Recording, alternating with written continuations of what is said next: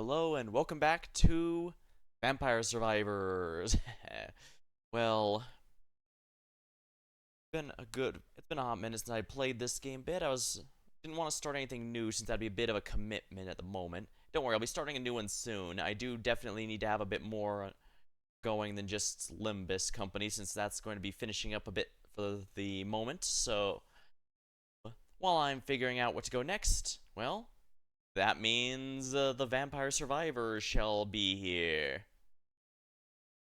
Now, let's see, what are the unlocks here? 30 minutes of no weapons in inverse Green Acres. That sounds like a very easy one because I have a character with whom this would be very simple. A very simple task.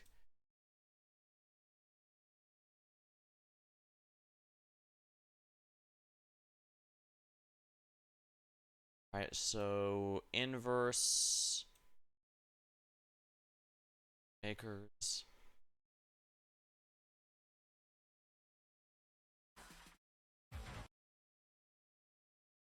Let's see here.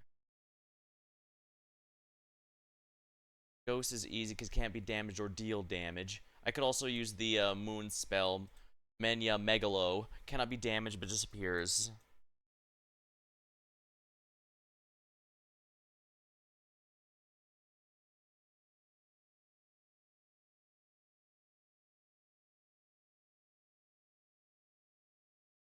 Max weapons.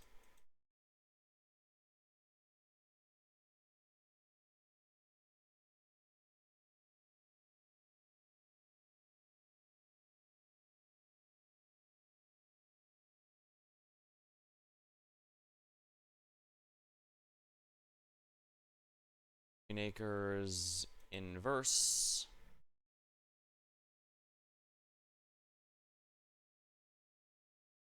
Break.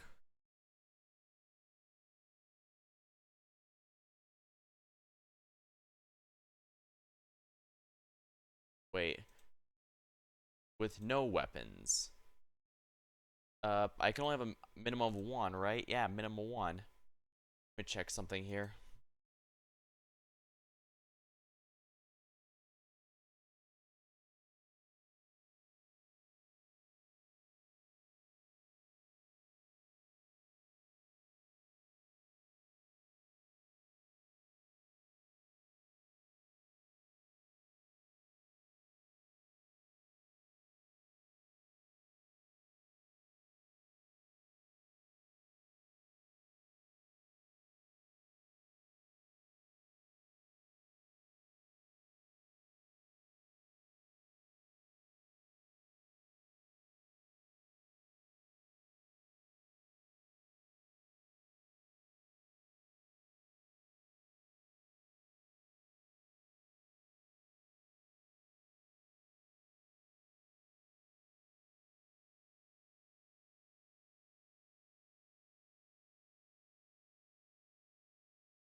Maybe I should go with Megalomania here. And let's see here. Inverse. Green Acres. No mortals. Here.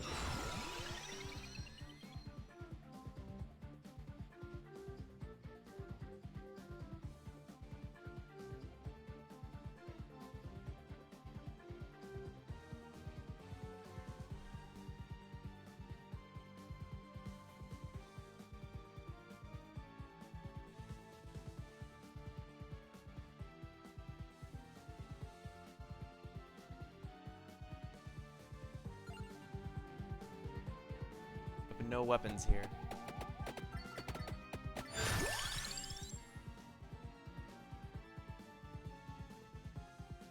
$118. I guess I'm gonna have to banish all weapons.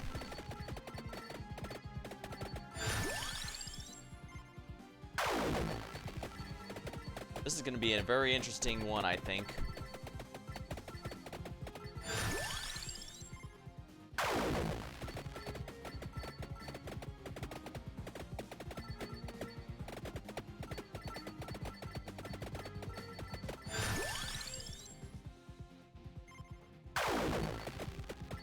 Well, this is gonna be a little interesting.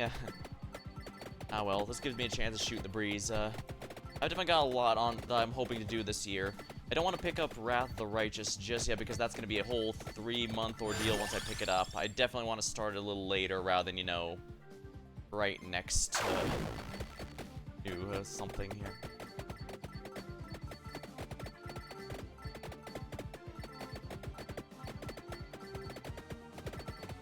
Yeah, according to the list, you can either do this, or you can pick Trouser and skip on the candy box. And then just dodge. Of course.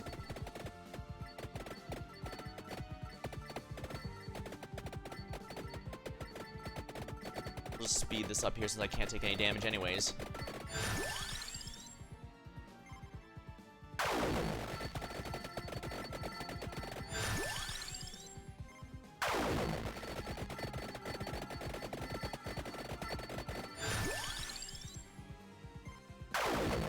I definitely wouldn't mind trying some of the others like this. It's just, I'm not sure if I'd actually want to stream them since, I don't want to be pigeonholed into just one genre, one type.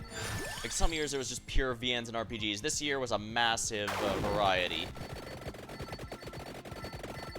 Like, even my top 4 now, even when I did my top lists, top games list, I had a really rough time.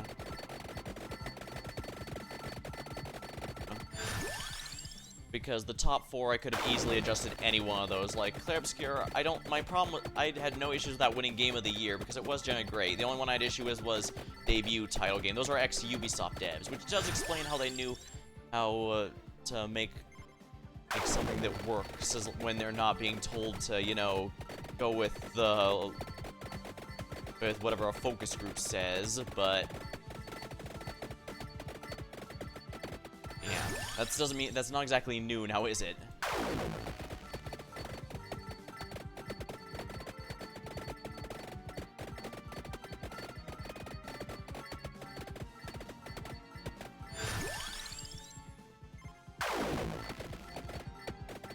Limbus Company won as of the actual list, and I do stand by that. It's just I need to see how, though I do admit I need to see how Kanto 9 finishes. I've definitely got a lot of thoughts on it. I mean, I think I already complained that I was stuck with my worst units for quite a while. And I get that to an extent that was to make it a bit more challenging than just, okay, just use your best team and steamroll, since that's what most players are going to be doing with it. But, yeah.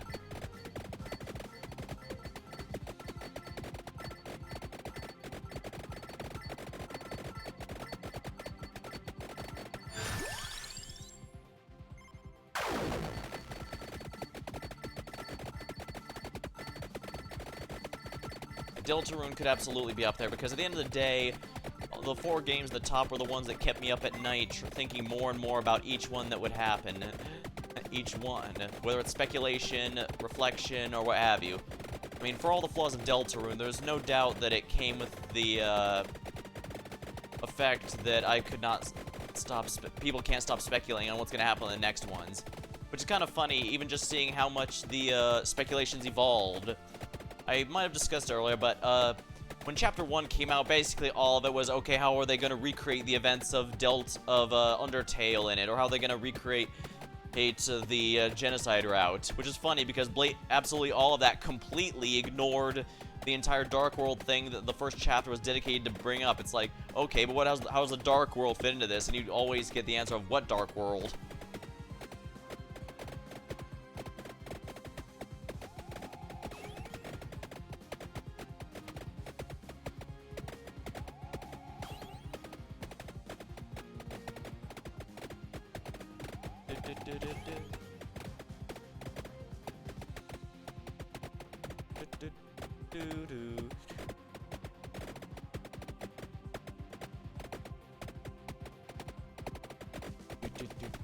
Now this place gives a lot more rough enemies than the Mad Forest. Although it's also a lot more empty, if I remember right, so it does have a few advantages.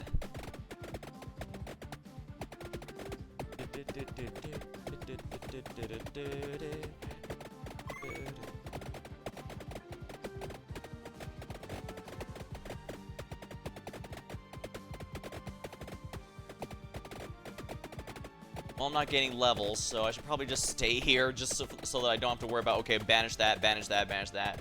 I don't have to do that as it is now, which is quite nice, I think.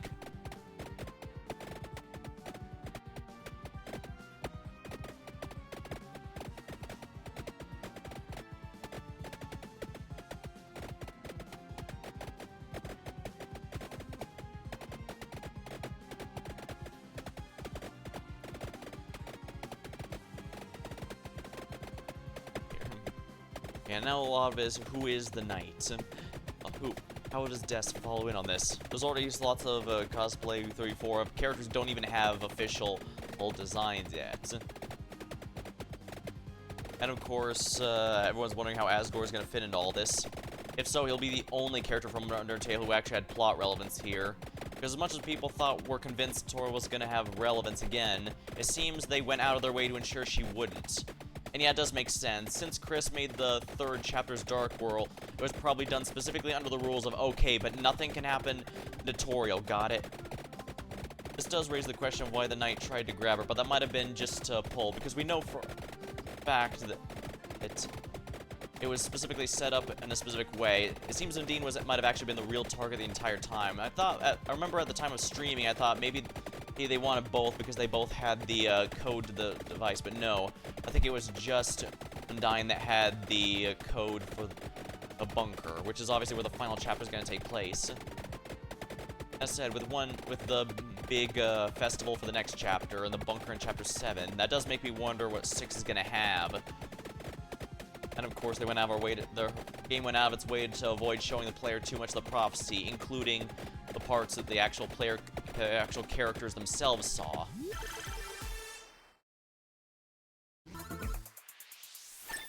Candy box. I can skip the candy box. Yeah, this is precisely why this option is here. Presumably so that you can do challenge runs mostly, but it's always nice when it's possible to enjoy like that anyways. You can tell they wanted you to be able to customize this game as much as humanly possible, and that's probably why it's been popular enough to retain this so long. I imagine it's Buddy Balatro who's probably going to be in the same spot. Like I said, I would definitely like to try some more like 20 Minutes of Dawn and Megabonk, but again, I'm probably not going to stream them just because I've got one of these. Even Streets of Rogue, I might stream that again, but we'll see because Streets of Rogue 2's been delayed pretty hard. And we're going through here, so... But yeah, this should be a nice unlock.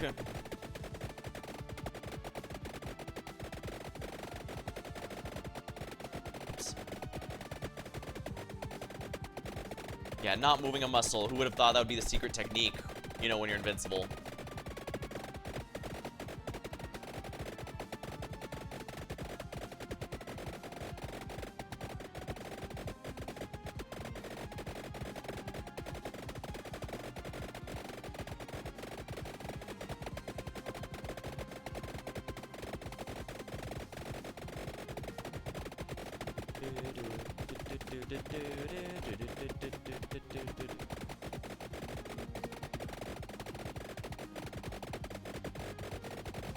Now, as for playing some old stuff, I've got some plans that I could potentially... Oh, I accidentally leveled up.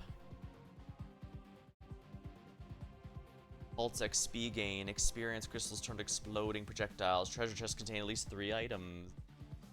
No, let's go with Game Killer.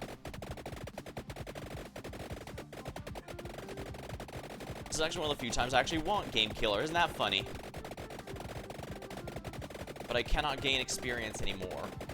So this will prevent me from accidentally leveling.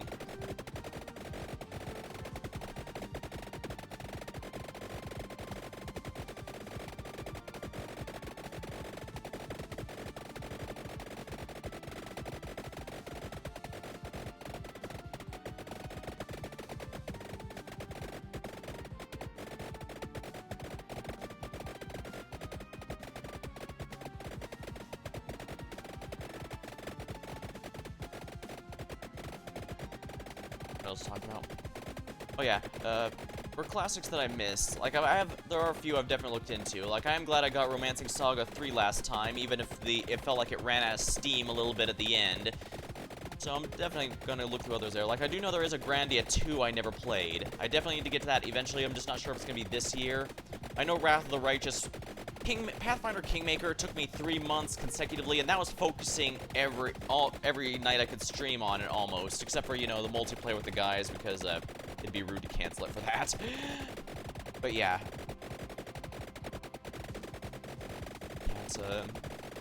Yeah, I'm gonna be wary about when I start that, because odds are it's gonna be a huge long-term commitment, to the point I'll probably want to mix in some other games in between just to avoid burning out on it.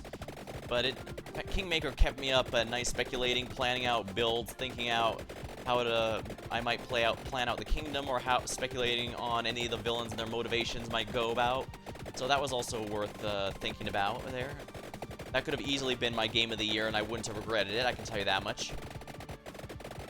2025 was a really good one.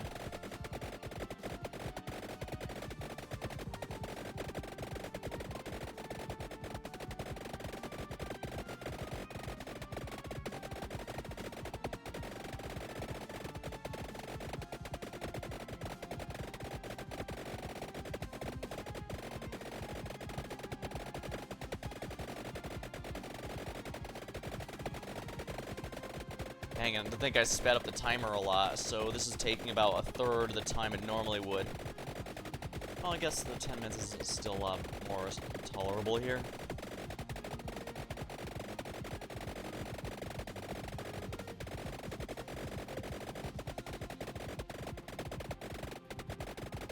Yeah, at this point we're just unlocking new characters and stuff for some fun here, so no need to worry about that.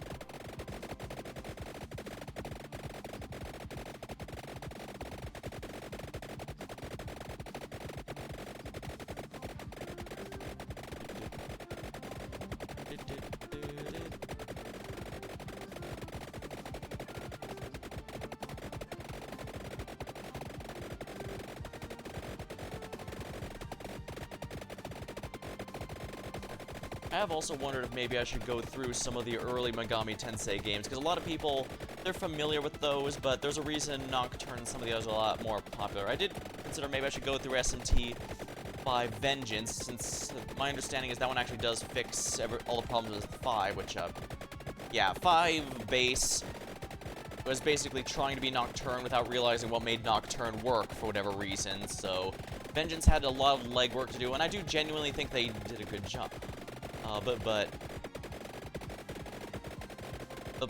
Yeah, that's the rub. I didn't directly play it because I wasn't sure if I wanted to pay through it again, but maybe I should.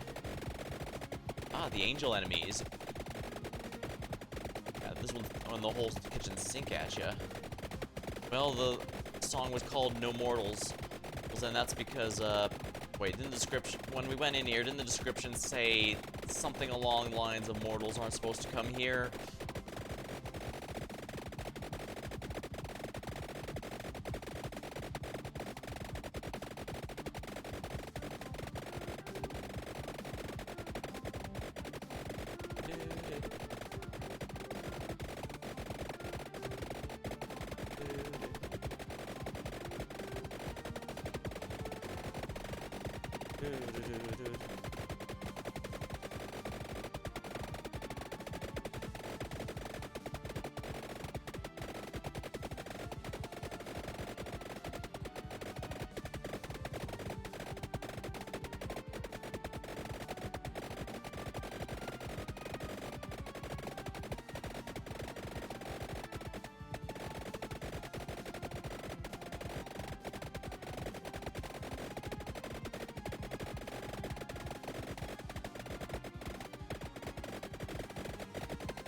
Yeah. Fate changes by the minute in a realm where mortals can trespass. Wasn't it a bit different? Oh yeah, place. Oh yeah, it says. Interesting. Oh no, it always said that. Never mind.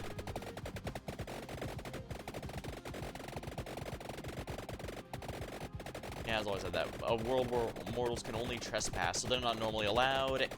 And fate changes by the minute, which explains why everything just changes so much. As in, it has enemies from all the different stages, it feels like. Including the rather annoying one where the enemies are fast but weak. They're really just there to push the more beefy ones towards you to make it more of a pain.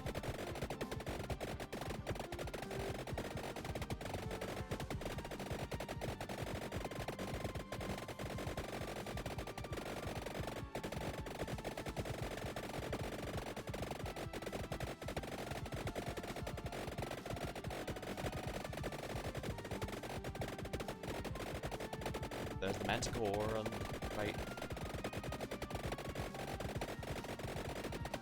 guess my channel's always been kind of a mix of old games that I missed growing up. Some of them I had Let's Played through before, but it had been so long I forgot them. Like, Persona 4, I genuinely forgot everything to the point I didn't even know who the killer was until replaying it. By the end, I was starting to put the pieces together, but I did genuinely think it was someone else for a good while. I guess that means it does still hold up. But it is nice. It might also be nice to revisit because, like I said, most people are more familiar with the more recent SMT games, especially Nocturne and onwards.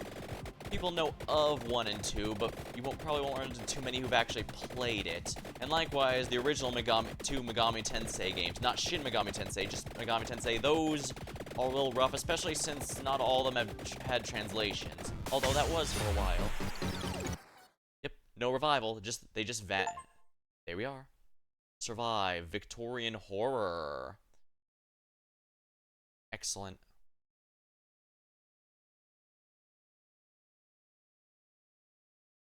Unlocks. Find gold, treasure, and treasure chests from ability in a single run. Complete ode once the adventure node Castlevania. I could do that later. So can find extra props that might drop treasure chests. Can destroy light sources by touching them. I want to use this character in the new area then. What's this one? It says there's something new.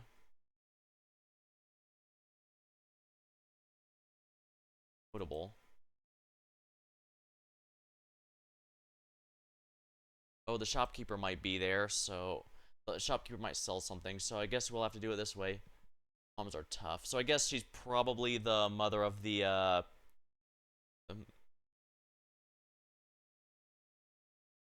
what's Antonio's last name again?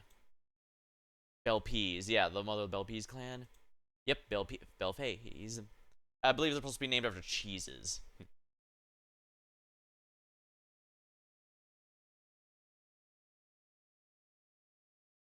We'll put some random events to keep things interesting then.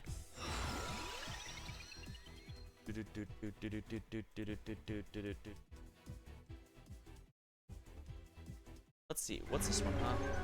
What did I unlock? Oh wait, Call the Mad Moon. Effects depend on random results and player stats. Boost, treasure chests and light sources. Growth improves XP crystals. Greed improves gold pickups. Curse. Now, what's the one I unlocked? Victorian horror. Enemies within magnet range receive greed based on damage. Greed-based damage. Once per life. Triggers a curse-based world eater after receiving fatal damage. I guess that's alright, but let's go with Call the Mad Moon. That one sounds like fun.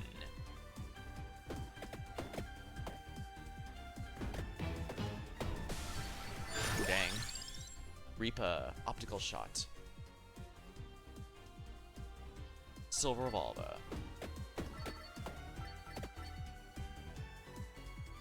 Alright, let me just double check what the revolver requires. Oh, interesting. These items all upgrade now. Interesting. That's definitely a worthwhile update, I'd say. Oh, I need the Corona's mana for this one. That might be a little tricky then.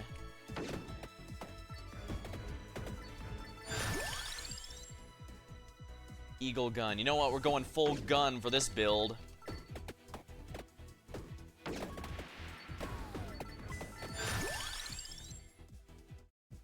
Black Missile says it's a gun, but Saber Machine Gun is an actual gun. No argument here.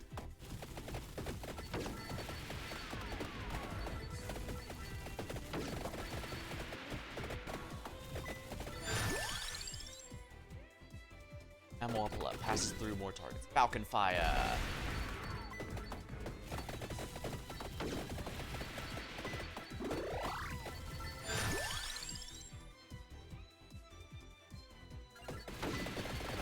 Actually, I need 10 of these in a single run. Perhaps I should have activated Endless mode to make this easier. Yeah, Corona's mana. Here we are. Okay, that should be good.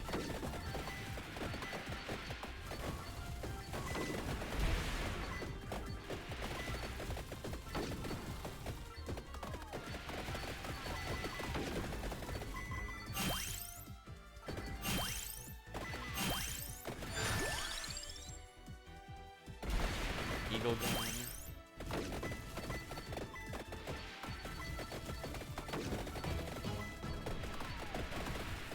Don't.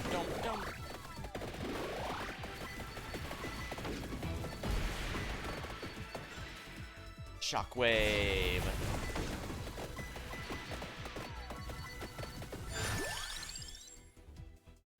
Javelin's not a gun.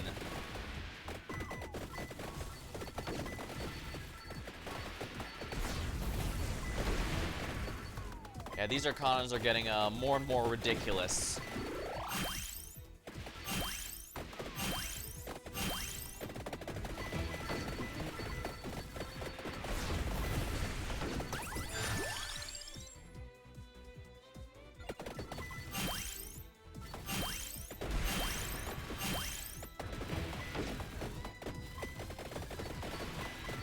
I guess I do need to buy something, so perhaps 3 levels. Won't say no. I won't say no to that. Oh, nice. XP, if you please. Duplicator, I definitely want to max that just because all my bullets are getting even more bullets. Bullets. XP, Greed, Curse. Okay, Greed and Curse, getting a nice upgrade from that. Arcana. Definitely worth my time, I'll say that much. Projectiles up.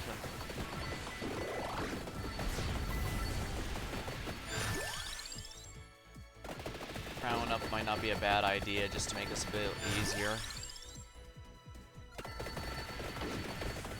More AoE on the bullets sounds like fun.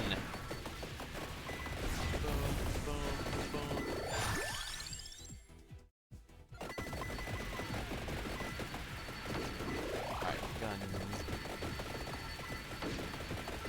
Oh, I should have turned on the Bayonetta gun, the totally not Bayonetta guns if I were to do that. Unfortunately, I don't have that option. The hand grenade actually does eventually upgrade into the RPG, which is exploding boom gun. So I say that counts because I say it does. That's 2. I don't think I'm gonna get 10, but it's.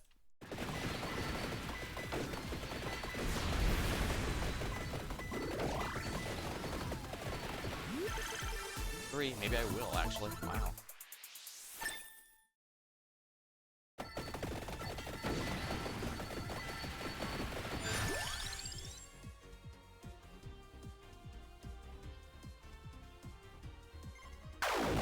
Ban the Cerberus stuff since that's not really of use to me. For this particular build, anyway.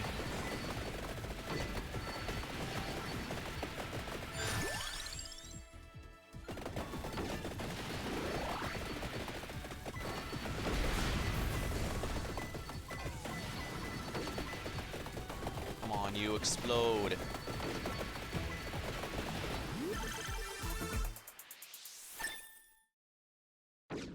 Revolver up.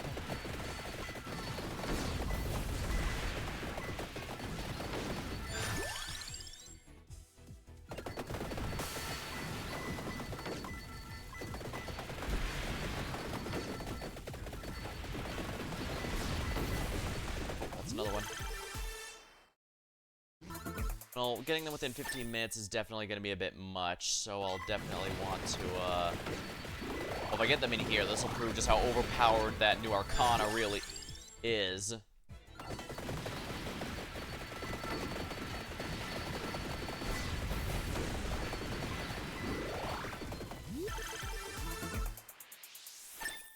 First, that's more enemies, so that's more XP, so that's probably worth it.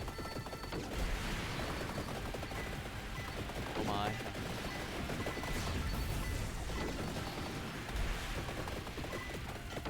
Granted, the more Arcanas I unlock, the more it's going to start diluting the pool. But then again, if they're going to be overpowered as this one here, then that just means they're all going to be breaking the game that much more. A lot of the others already did trivialize how much they could make things snowball.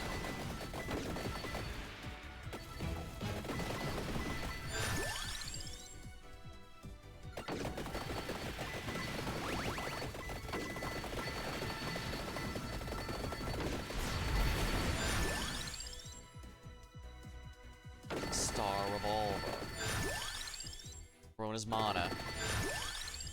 Silver revolver. Viscous is not a gun. Maybe I'll take a life science scan, just... No, I don't have enough room for the upgrade item on that, unfortunately. Shurikens are not a gun, but they can certainly feel like one with how fast you can shoot them after the upgrade.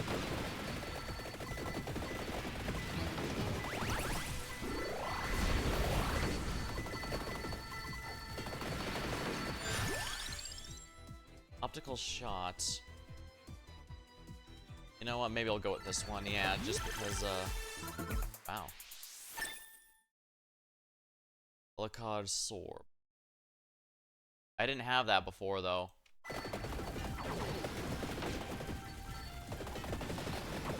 Oh no, that was from that guy, not the, Oh, so I can get it if I want.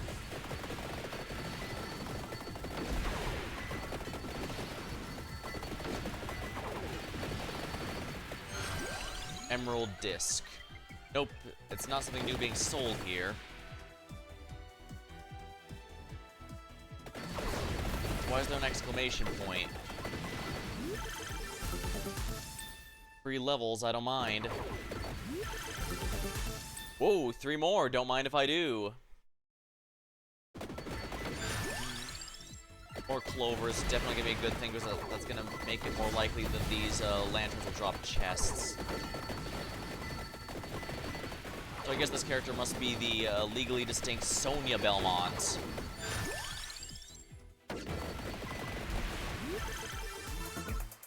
Okay, if you're gonna give me more of these, by all means. If I get the achievement with this run, then I won't complain.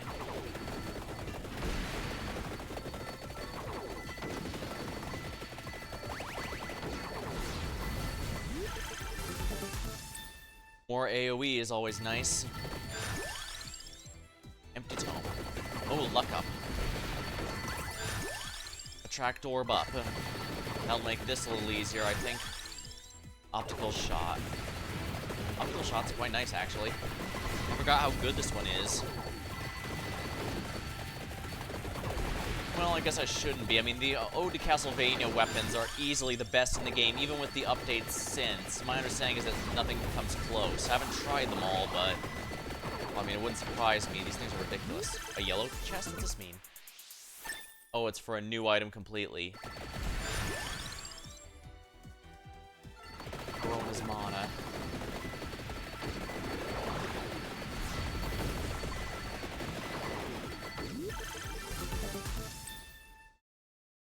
Yeah, these are constantly giving me 3, no complaints. Wow. Max out Corona's mana to max out enemy count.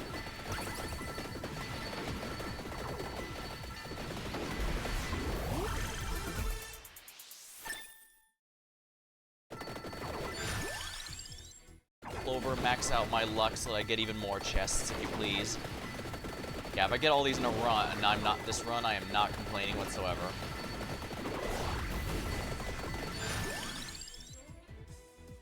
Spinach just to increase the damage up.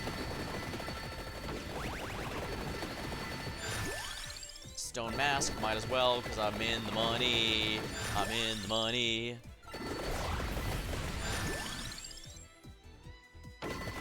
I do need to get the guns up, though. It's absolutely essential that I start getting some upgrades sooner or later. Here, our Silver Revolver is officially maxed.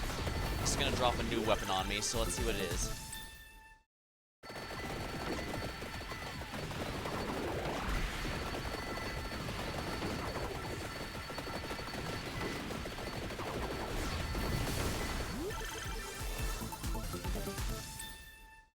Wow, talk about really high luck here.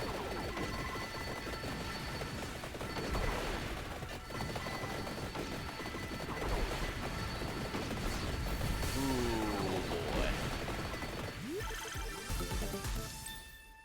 Oh, my weapon did upgrade. Guntastrophe. Fires unorthodox bullets at enemies in sight.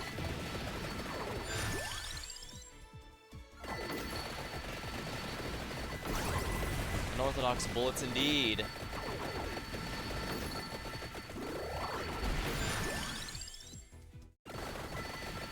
Forgotten how fun some of these weapons really are. Now we're starting to get to the part where it might be a little hard to see. I apologize for that, but that's how it goes, unfortunately. Eagle Gun is now maxed. Good. That means this little guy here will give me an item to upgrade. Oh no, that's not an upgrade chest. It has to be silver in order to upgrade. Interesting, I didn't realize there were even more colored chests now. That's pretty nice, actually. Let's get the tiramisu max so it stops bugging me asking for it to upgrade it.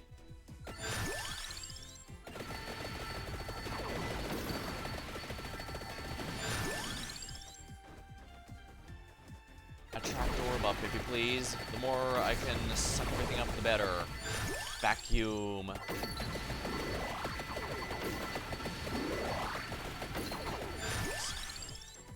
No, it was pointed out to me that, nice.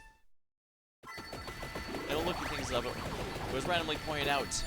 I wasn't looking at anything specifically. It just turns out the old GameCube disc for Luigi's Mansion, apparently almost half of it is taken up by the Pikmin preview movie.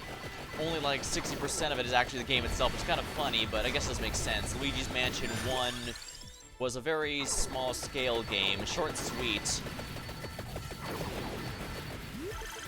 Because my young me was an ignoramus who did not know that memory cards were a thing.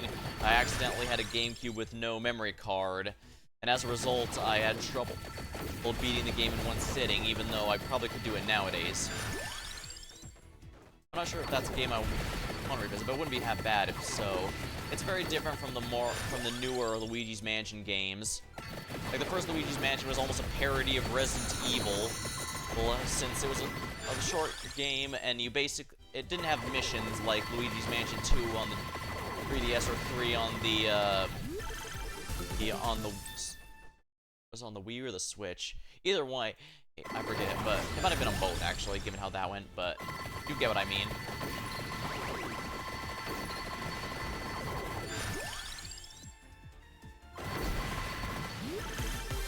Ooh.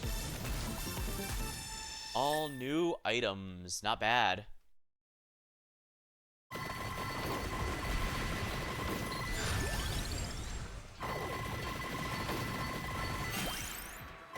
Am I missing anything? Just the Aegis and Torna's box. Aegis might be the better one in this particular case. Maybe I should get, honestly, as fun as these be, I should get these just to see what they upgrade into, if I can. I guess if that fails, I can just do it on the next run just fine. Stone Max Mask, if you please. Max, if you please, just for the more money.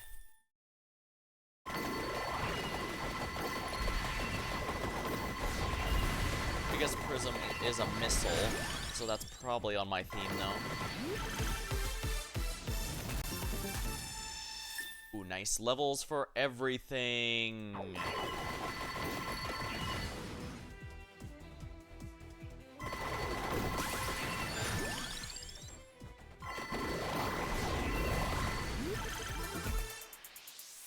Yeah, more skulls is a good thing because more curse is definitely a good thing, so that's gonna give me some nice things. Yeah, that's interesting. You can now get some easily upgradable items from the shopkeeper.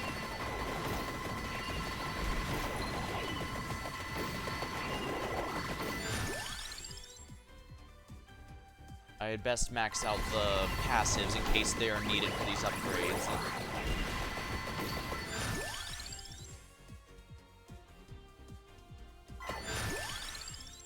Actually, the hand grenade needs to be upgraded, so we'll do that too. Evolved Eagle Gun, Glimmer Bounding Shot Tech. Alright, now we're getting to the good stuff, now that the upgrades are here.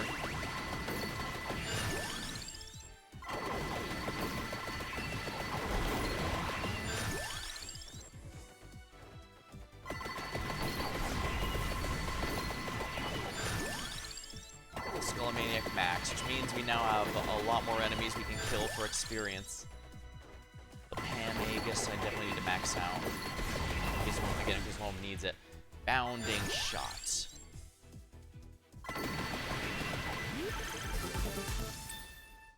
Excellent, that's 3 upgrades. Hecaton Machine Gun. Hecaton Machine Gun. Acarborus. Damage affected by the amount of defeated enemies. The RPG.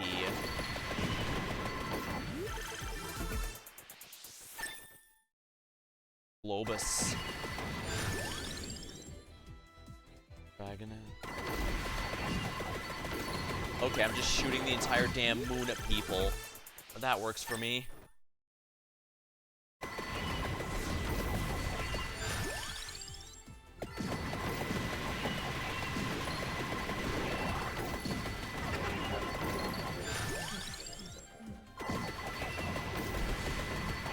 I definitely want to upgrade some more of these things.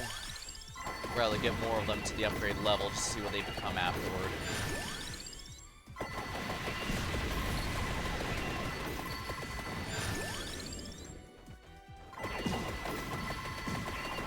Hit you with the moon, it's Zelda, Majora's Mask Day.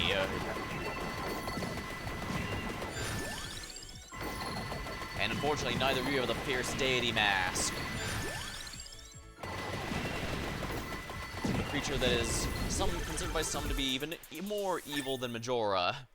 Or at least that's what the profile said. Man, I remember when I was a kid, it took ages for me to unlock that thing. Not because of all the masks, mind, it's because all the stages for them were a pain in the ass. Spellbinder. Tearfing needs to be level 8. Here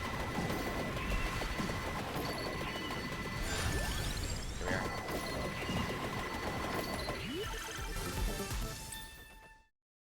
Rune Sword. Evolved Tearfing. Critical damage. Requires spinach. Oh, that's a good one. Pendragon. Just level up. That's fine.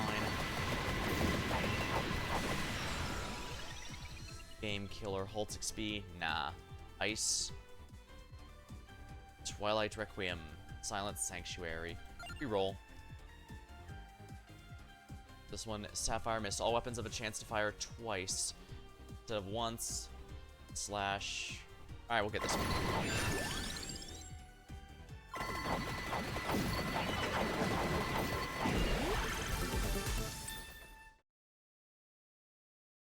Three levels.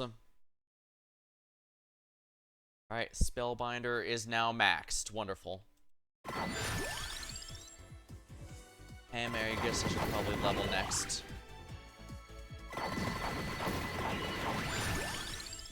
There we go, the accessories are all officially maxed.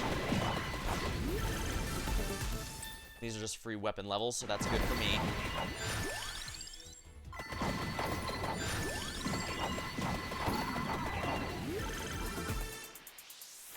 Just free machine gun level. I believe machine gun has 3 stages.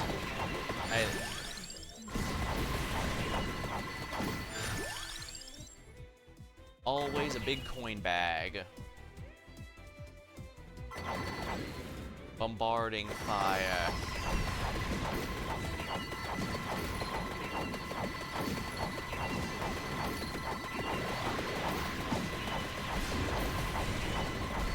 Ooh, let this be a silver. It's a silver, which means... Oh. Divergence.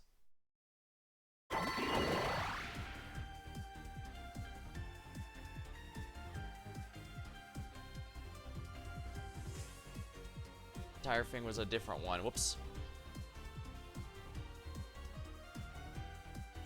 Oh, I do have the Rune Blade there, but it's not upgrading. Oh dear, if none of them are being upgraded and I have all... They most likely need the Torna's box then, since that's the last accessory I have that is not currently available. So I'll need to keep that in mind.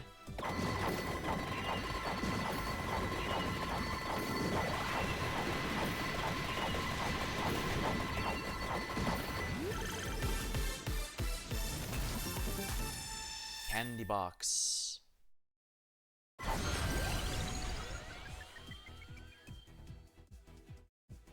Arrow of Goth.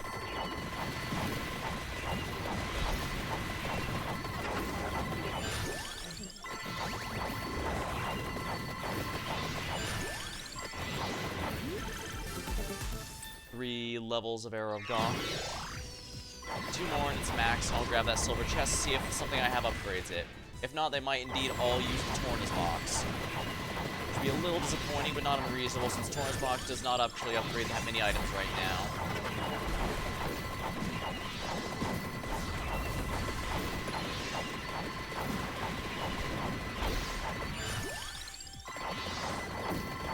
course it changed to a yellow, why wouldn't it? Well, I guess that is a phaser.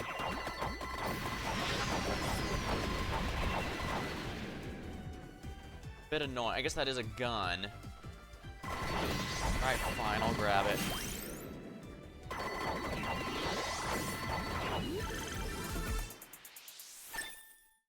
Either that or it requires a new accessory now that I think about it, because it's possible there is in fact a new accessory. Those are rings, not guns.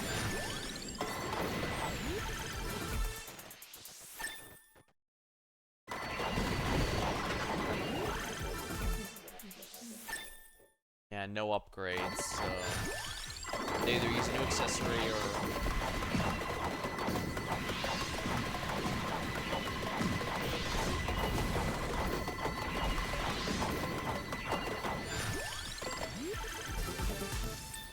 a couple free phaser levels.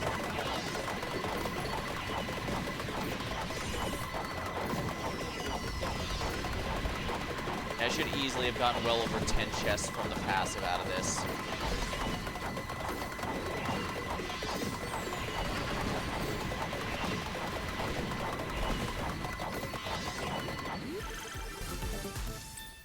Three additional weapons. I don't need them, thanks.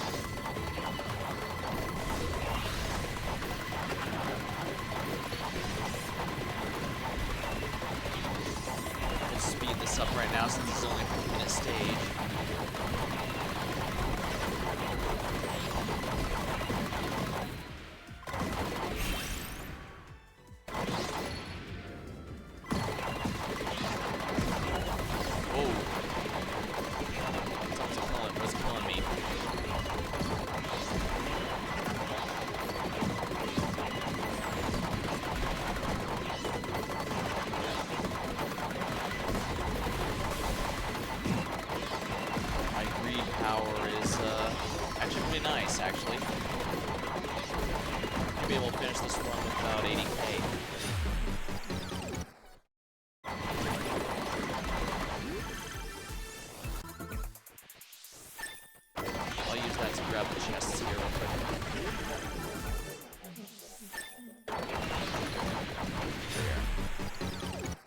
Cash out the remaining revives, if you please. I got what I needed.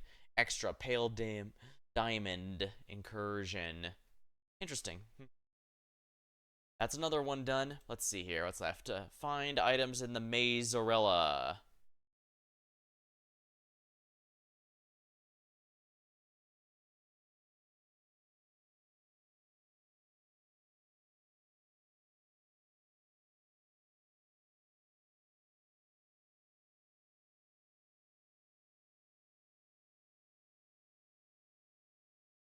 Witness the 7-class water new. Spend your after party with the foolish high roller. Unlock condition. Quickly break the bounds of space and find love. Let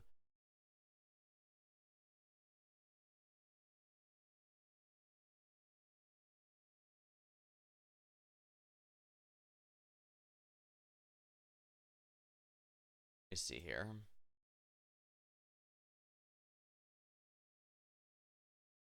Mazorella, a lactose labyrinth that lies the buttery basement of the dairy plant, home to minotaurs and governed by trickle-down milkonomics. Grabbing the bull by the horns and cheesing it through this mad maze is the only winning formula.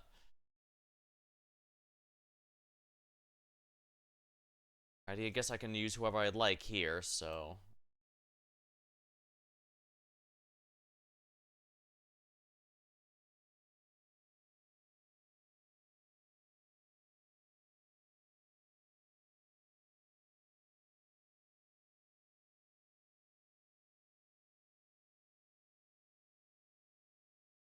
Engineer. Mazorella, haven't played that one in a while. And, yeah. Let me grab a sip of my drink real quick and I'll dive right in.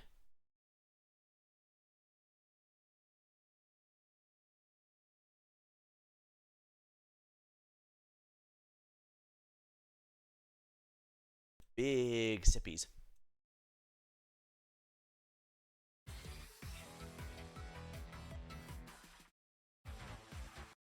And we're gonna go with no Ghosts Among Us. That one's loosely based off of Mystic Cave Zone from Sonic 2, if I remember right.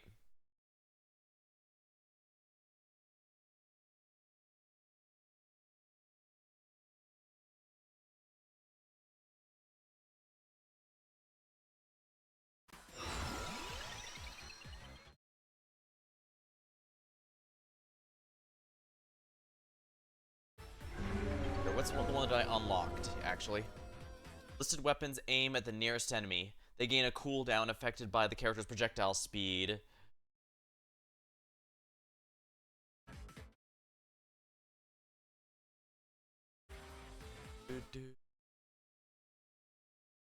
Enemies with magnet. Let's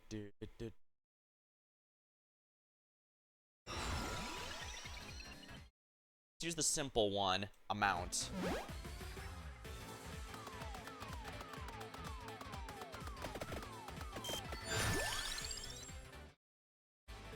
Ballistic missiles tech. Reroll. Sonic whip. Let's look at my sides going. Now I could get this item to curse, but I think the attract orb is going to be a bit better at this point. Magi Stone. It deals fixed damage. Silver revolver. Maybe I will go with a gun, actually. Engineer.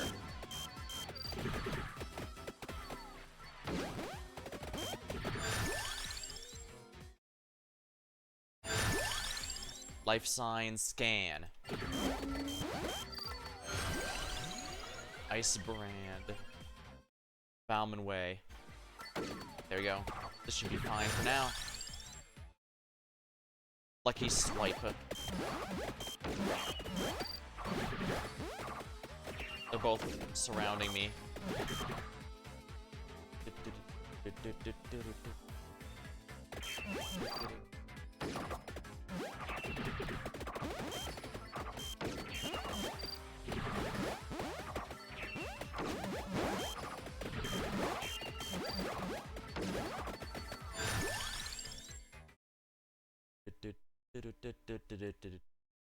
The crown should make me level a little faster, which should help, especially since it's so early in the game still. Early in a round, rather.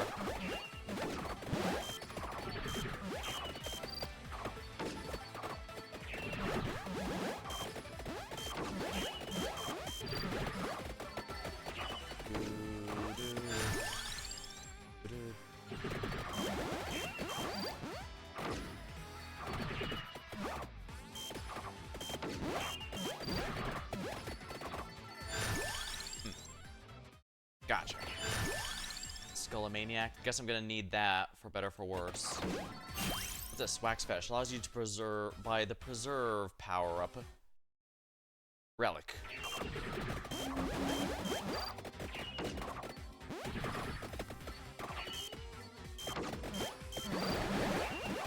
I see, I have to follow them back to their specific rooms. Torna's box. This is one of the last few things I hadn't tested for that.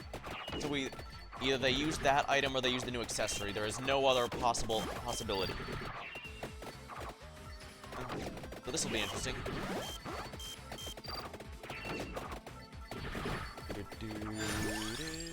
Mini Engineer. Definitely gonna need that since that actually allows me, upgrade my weapon. Luckily, I don't even have to worry about overcapping here because it will, because it goes away once it finishes the upgrade.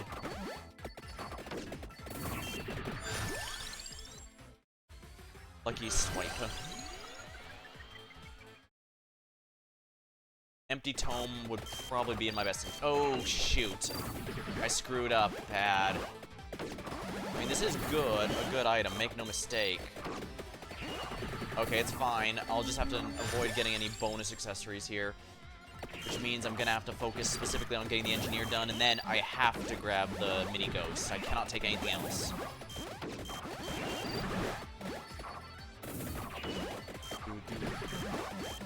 I imagine now that online co-op is here, the Amogus crew is going to have a much easier time. They were clearly designed with the local co-op update in mind when they were added. And it does also work since, Amogus is entirely multiplayer.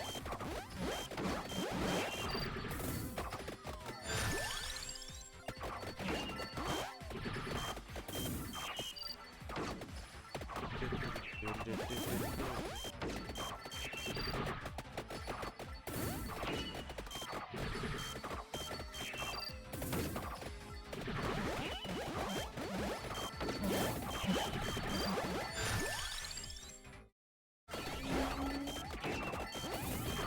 we are.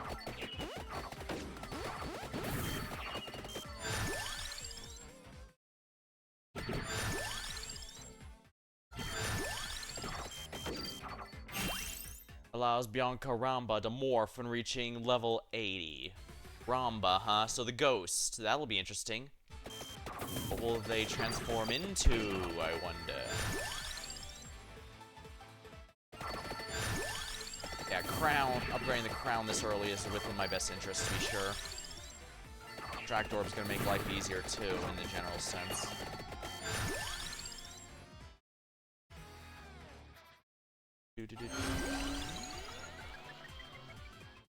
Oh.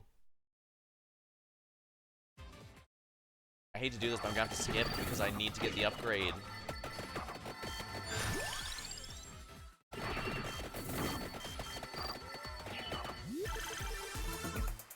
Free level. Okay, good. My XP gains have been maxed out. Mini engineer has to be maxed, but there's only 3 levels of that. You know, this robot bull reminds me of the Vilmark boss from Dungeon Fighter Online. Now there was a retro one. That was one of my first, the first MMOs that I seriously ended up sticking with for quite a few years. I even enjoyed when it got its mini reboot, but unfortunately it does have a slight flaw.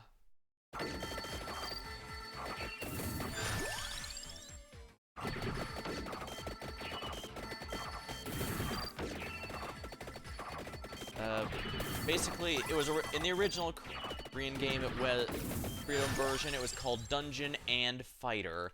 Represented dungeon crawling and fighting games between the PvE and PvP. Now, which was favored has actually shifted quite a bit between the two over time, to the point where sometimes one gets favored too much and they have to nerf it to the ground so the other will get some love for a bit. Buffing it to the point that the other one is straight up forgotten just to get it played more. There's a lot of polarity, but none of those got me to leave. I think what ultimately did is that they moved away from the combo-based stuff for the dungeon crawling, and by and large replaced it with basically you just use your higher level skills to clear each room in a single attack and move on. And I get it. It's about efficiency with your farming, but at the same time, crap.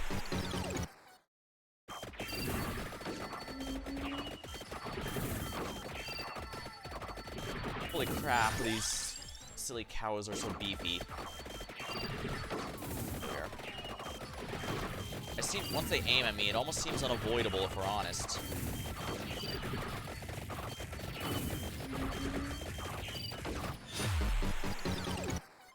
Oopsie. Now, there we are. Chaos Lazulia.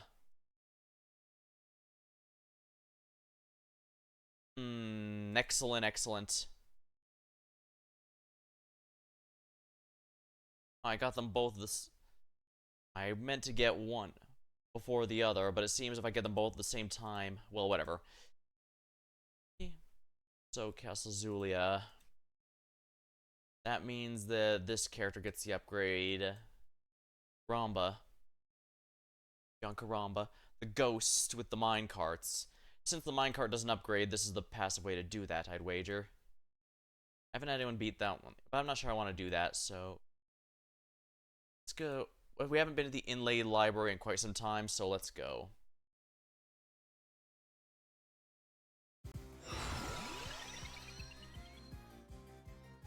We'll go with a basic. The beginning. Don't want it too easy after all. I don't, however, mind having new weapons, so let's still go back on Sonic Whip.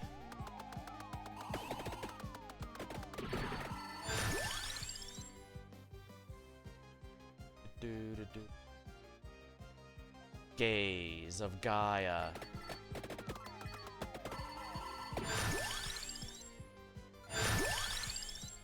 Savarong statue. Attract orb. Okay, that's good. Attract orb is always nice.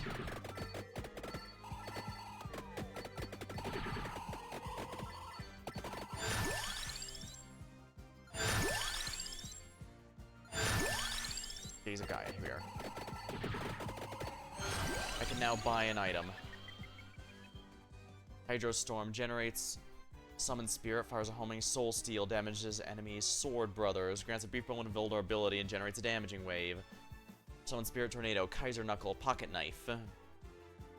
Interesting. There's a lot more weapons than I realized. Let's see, emphasize the jump. All right, that's fine. Attempts to turn them into hearts. All right, we'll do this way. Let's hope I don't regret this. Duplicator. Just duplicator on everything, because everything's gonna benefit from that. Likewise, the empty tome is gonna make this. Oh, I shouldn't have done that because the library already has the empty tome by default, which means I can get it no matter what else I get. Empty tome.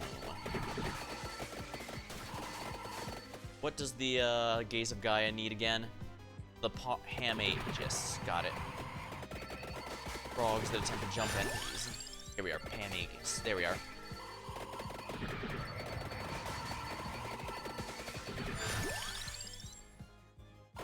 Base area up.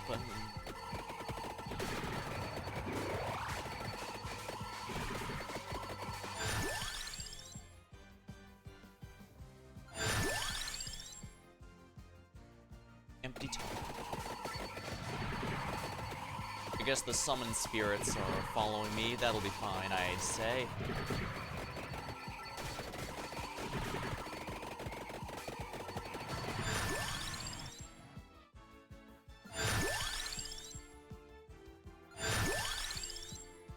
You know what Corello it is. Alright. Alright, I need the Skullomaniac. Yeah, all these new items now require a new accessory. Oh, I need the... Oh, I see. Huh. I didn't realize I needed the... okay. That's a bit annoying. Maybe I should just look some of these up, since that's a lot to take in. Alright. Let's take a look here at the wiki. Just see how much of a pain this is gonna be. I don't mind doing more runs to unlock these. Just make no mistake, it's just,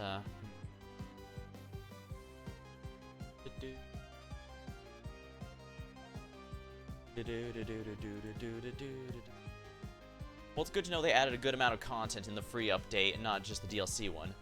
Although this might have actually been an extension of the Ode Castlevania one, because, I'm amused they decided to add even more to it, but I suppose more stuff that you could have already purchased is always nice.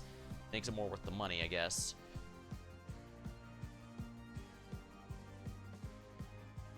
The Soul Steel Evolution. Let's see here. Oh, it fuses with a Vicious Hunger.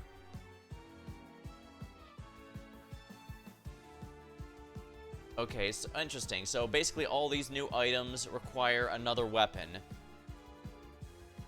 Alright, let me check the last librarian stuff. Like, what's the Ice Brand or fire? It requires Unholy Vespers.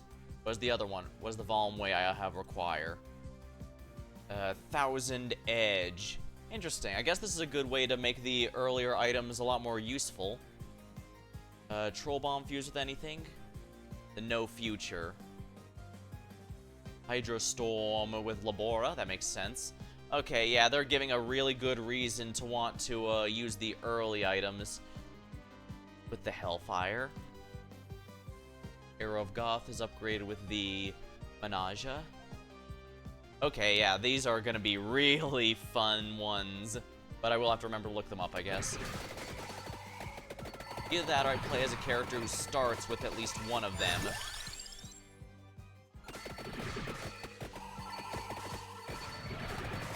And out of curiosity, let's see what the book I currently have upgrades with. Summon Spirit Tornado requires the Gorgeous Moon. Or I even said that. Alright, what's the Anura require? The Soul Eater. Summon Spirit requires Holy Wand. That's definitely an item that absolutely needed an excuse to be using it, I can tell you that much if we're honest. Sword Brothers requires Thunder Loop. Yeah, these are all... Pocket Knife requires the Torna's box. Okay, this one I could have upgraded with just the box. That is very good to know. And it is, I must say, it is nice that the Master Librarian does not leave after being accessed once like Trowser does.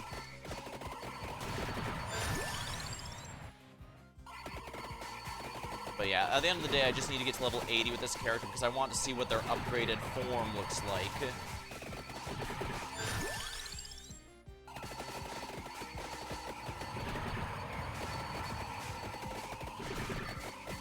I should probably get the Spellbinder purely because all these effects being lingering for longer will be to my benefit.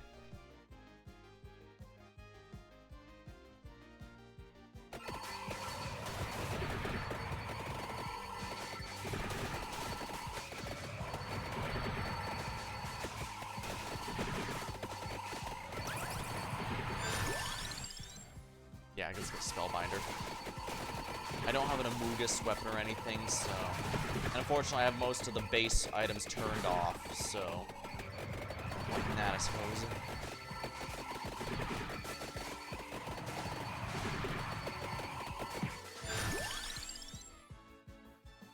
Trapdoor buff is going to be much more beneficial in the long run, I think. Yeah, taking a night to see some of the new stuff in action is going to be quite nice, I think. Spellbinder.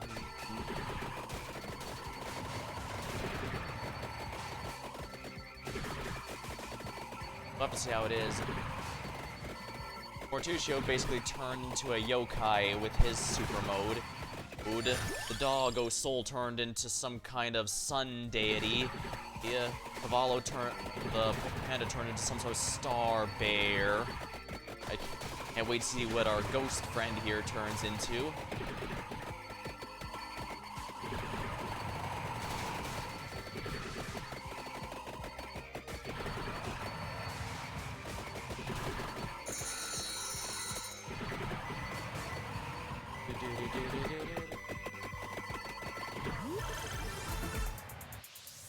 Three levels I really shouldn't be saying no to right now, that's for sure. Trapdoor. Suction. Yeah, the other one disappeared because that's already enough, so that's where this one ends. We'll see how much I like this character after getting the upgrade. Probably get damage up, so spinach it is. I'm sure I won't regret this, Clueless.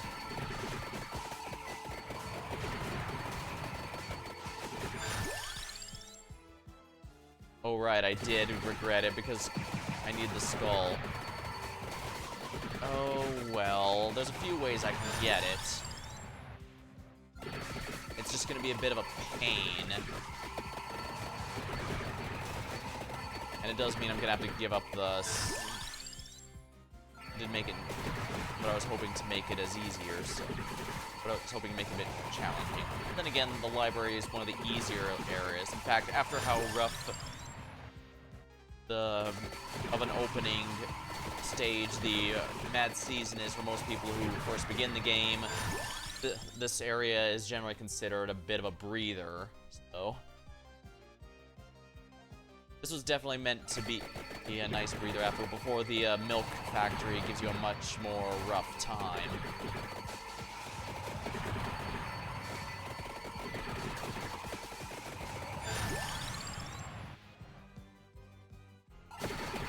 Carvalho. Still a long way from level 80 though, that's for sure.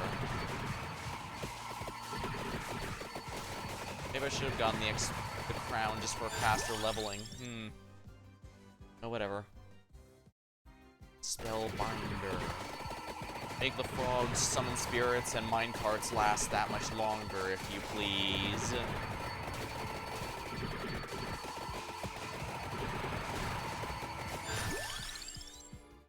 The Carello is now maxed. Wonderful.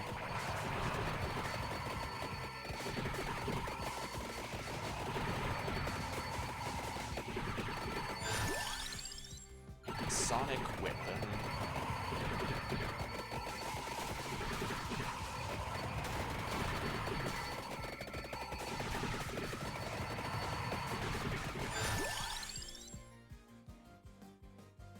Gaze of Gaia. I've been neglecting quite a bit of my weapon levels to get the passives up, and that probably wasn't the wisest course of action. Oh, well, I guess the game agreed, because now it's helping me level Gaze of Gaia. Which is quite a nice keep away from me kind of skill. Ones you can manually aim definitely have their place. Oops, I meant to get the other one, but Spellbinder, but no matter.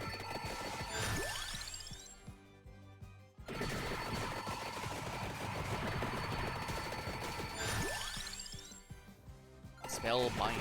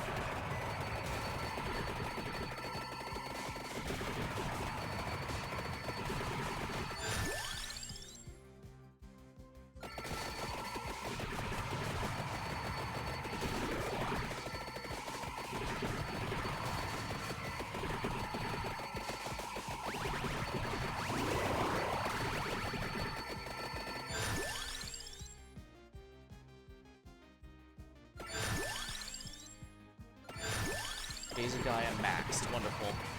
Now I just constantly have a spotlight in front of my face. This one feels a little one-sided right now.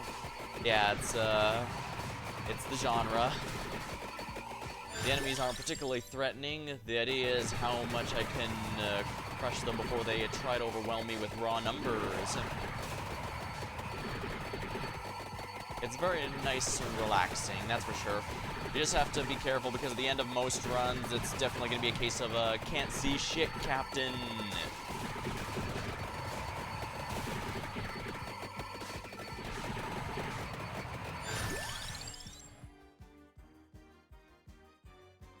Summon the Tornado Spirits.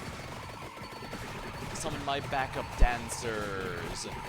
Once I get to level 80, this guy's definitely going to be... this Elderly Spirit's probably going to be upgrading to something much more impressive. To what? I don't know. I just got an item that says once this character reaches level 80, they will become upgraded, so... that's going to be interesting to find out.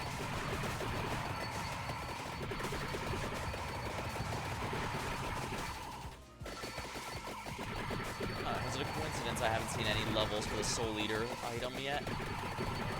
Soul Stealer, or whatever it's called.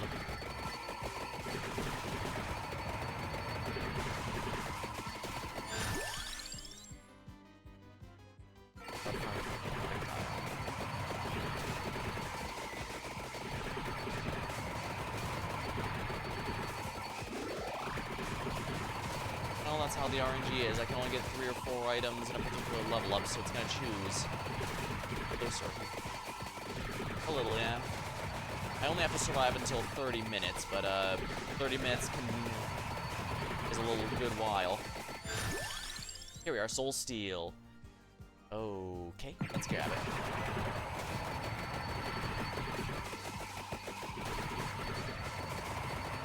So there we are. This is going to be giving me a lot of levels. At least a couple.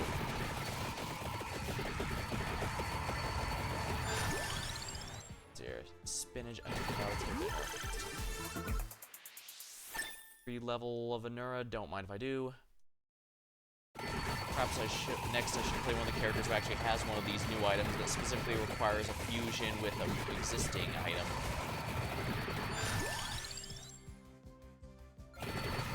If it's truly a Castlevania expansion item and the default item, then I suppose it's interesting that the Castlevania inspired weapons goes to the OG Castlevania weapons to create something new and greater. Maybe it's supposed to be symbolic, or maybe they just thought it'd be cute. Hard to say.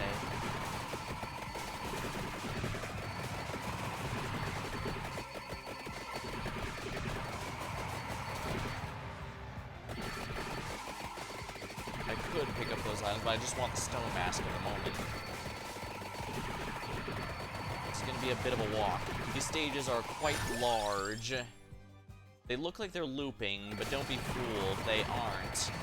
It does copy paste, but hey, when the game first came out, they were so low budget, they used borrowed assets. Or was it stolen assets? There's a no-clip documentary on YouTube about it. They've since corrected the problem, but... a little goofy.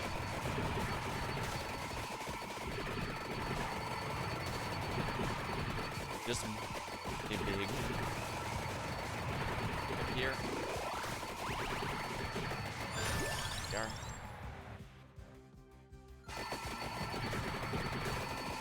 These big bats are way more tanky than they have any right to be. Sheesh. You know, let's go with spinach. That increases the damage of everything by a very good amount. Only a little, but the point is it's a universal buff that is without condition, and that is quite useful given everything else usually requires either killing enemies, collecting a certain amount of items, or otherwise something to work up towards it. The spinach, it's no conditionals, just pure damage boosted.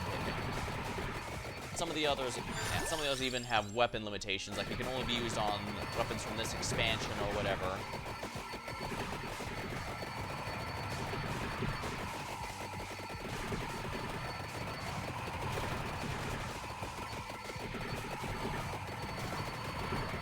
Oh dang.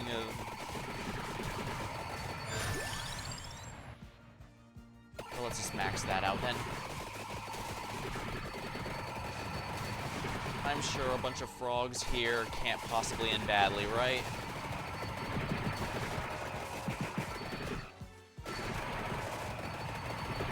It's not like there's any time a frogs ate all the crops and made a place unlivable, right?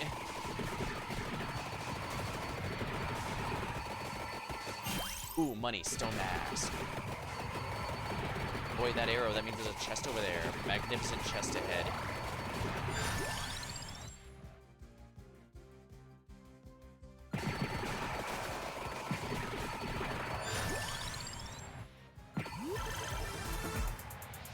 Okay, good. I at least got an upgrade here. The Embrace of Gaia.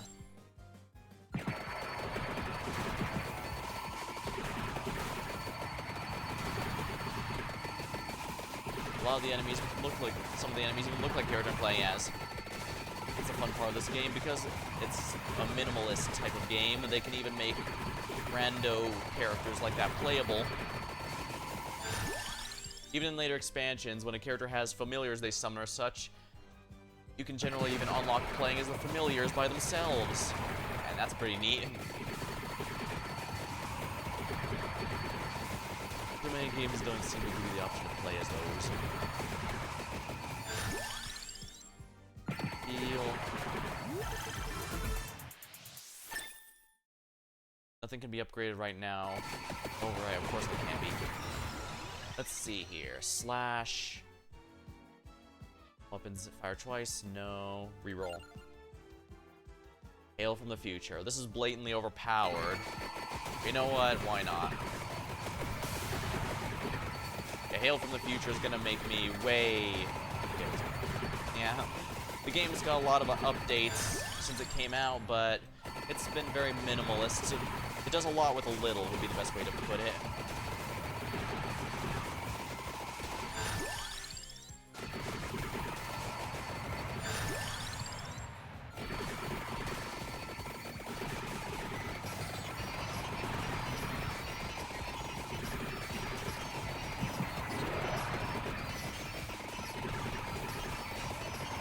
Ice breath weapon.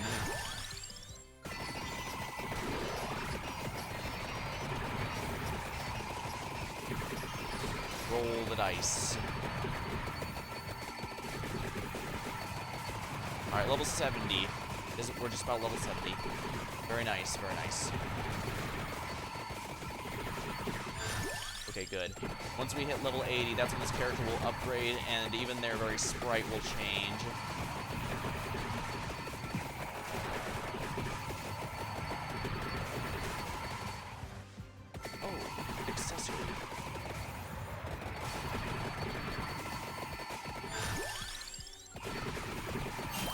here we are. Now let's get the Skull and Maniac so that I can actually upgrade the Sonic Whip.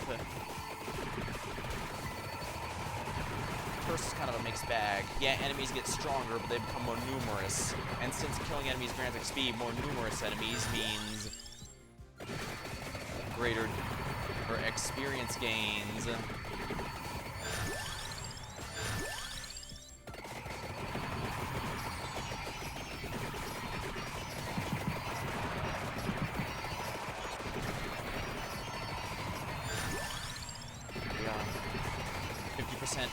Stronger enemies, but also 50% more overall enemies. We'll go with always floor chicken, and we'll go with money if there's none of those available.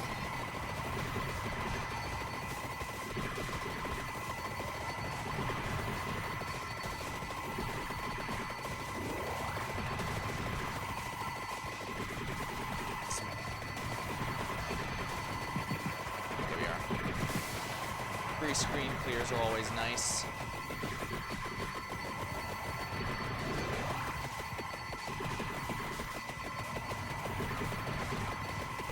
Incidentally, since all these new items require some of the game's launch weapons to upgrade. Oh wow, a train! Ah! Oh wow, that's a really neat sprite.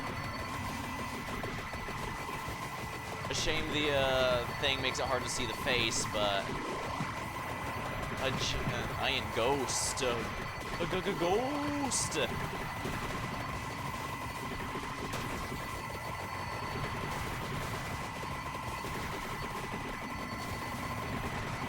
She's no longer the elderly ghost. She's now the ghost as she was in her prime. And she's going to help the survivors take out the vampire Visconti, I think it was. It's a type of, I remember being named after a type of cheese. Ghost and trains, interesting combo. Actually kind of reminds me of Yukari's special from the Toho fighting games. Yeah. Oh yeah, for anyone who hasn't played the Toho fighting games, one character, Yukari, had a super where her special ability is that, long story short, she has the portal gun. She can open up gateways between worlds and all that. So, for her big super, wonderful, finally got this upgraded. But yeah, her ability, her strongest super is to unlock a gateway where a subway train runs over the enemy. It's hilarious and fun to use. The character herself is a bit tricky to play, but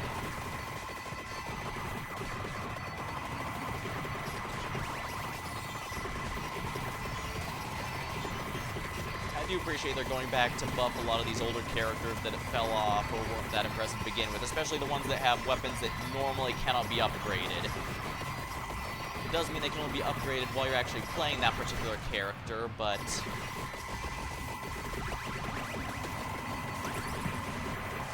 that does give an incentive to directly play them, since otherwise you'd probably play a blatantly overpowered character, or like the ones from Castlevania, the Castlevania crossover.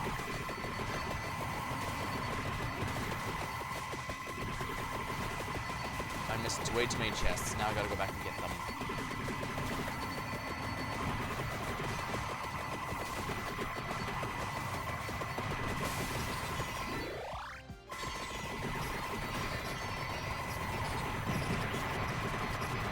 Oh wow, the trains.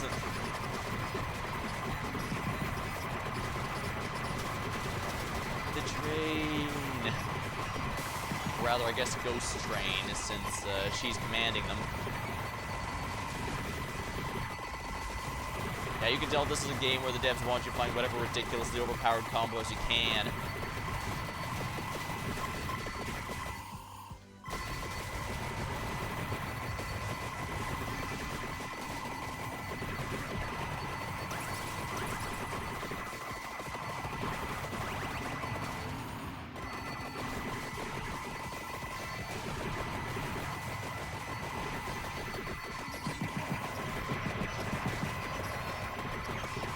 Even those ghosts that are, those giant bats that are more durable than they have any right to be, are being torn apart.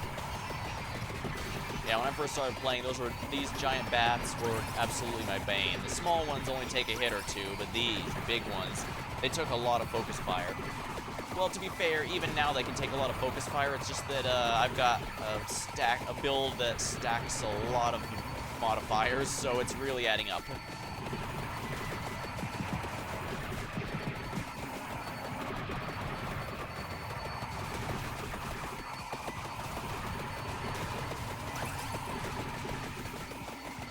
Instead of just mine cards, it's also full-on. Bianca found her legally distinct Chaos Emerald. Hello, Stormer. Welcome to stream. And yes, I was playing this out entirely to see what the upgrade is and what she looks like. Because the sprites the characters get for the ones who upgrade genuinely feel like, wow, this was really worth the effort. And yeah, Bianca did not disappoint either. Now she's got full-on ghost trains at her command.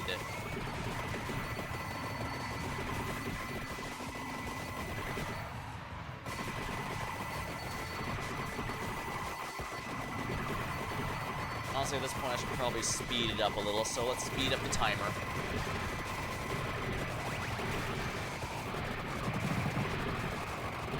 Feels like I pretty much can't lose anytime I pick the, wait, what's it called?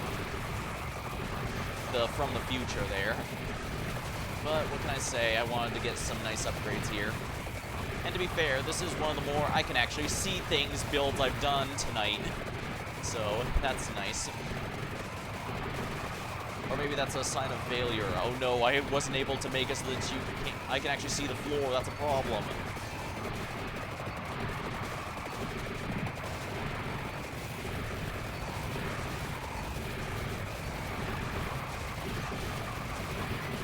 Well, this reminds me.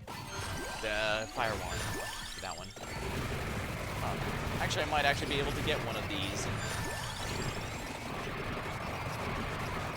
Actually, no, I don't think I can, actually.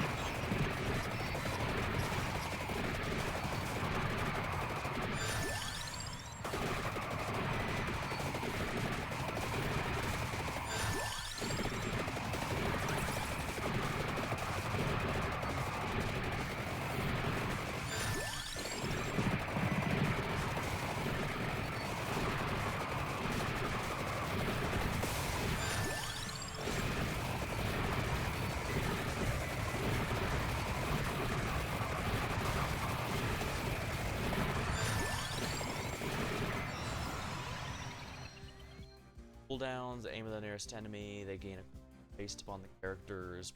Sounds good. Hellfire. Wonderful.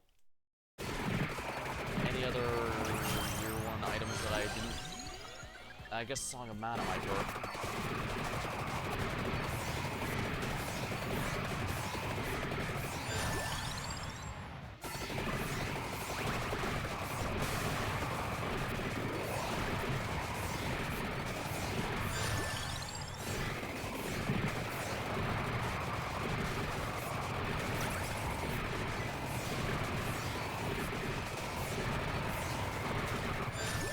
Abstract, but my interpretation is that the Chaos Lapis Lazuli code found it to return to her power in her prime, thus going from an elderly ghost to a young and powerful self. Or at least that's my personal interpretation on it.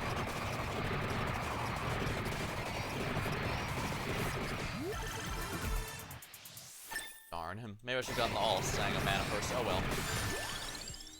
But From the Future, it's very easy to get upgrades.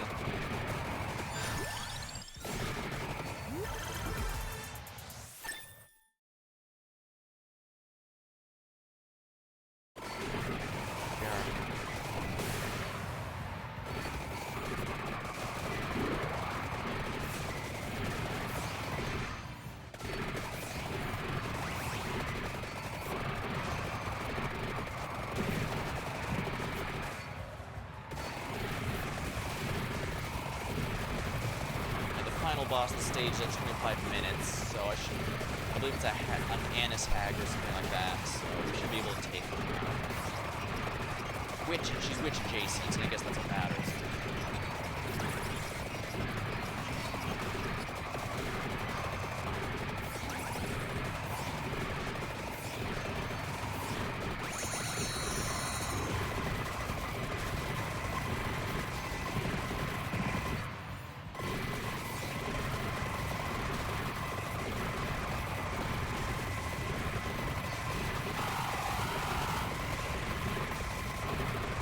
that does add a bit of nice addition to the game, that's for sure.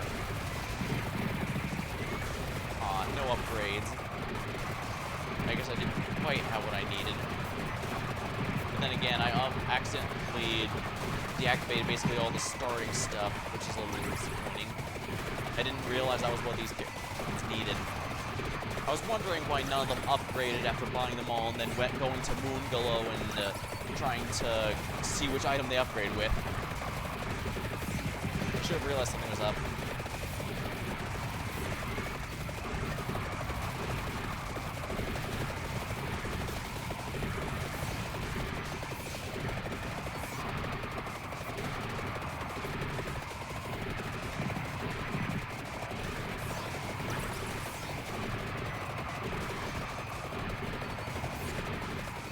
Maybe I should have made the comparison to Genkai from Yu Hakusho, for her power, when she was elderly to her power compared to you, because it's two very different things.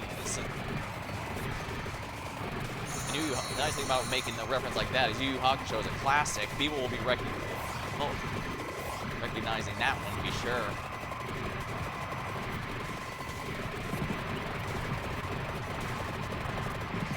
Silver finger, golden finger. I could have done a little better there, but whatever. Getting some reasonable extra cash out of this deal, so that's nice. Alright, we're almost done with this run.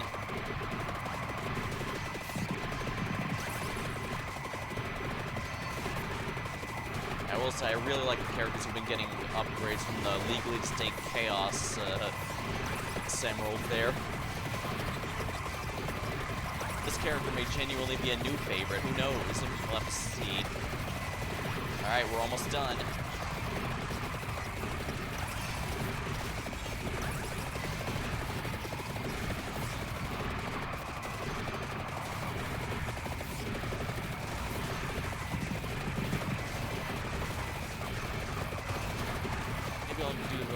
Maybe next I'll do that one water spirit that starts with the Ice Brand from Castlevania.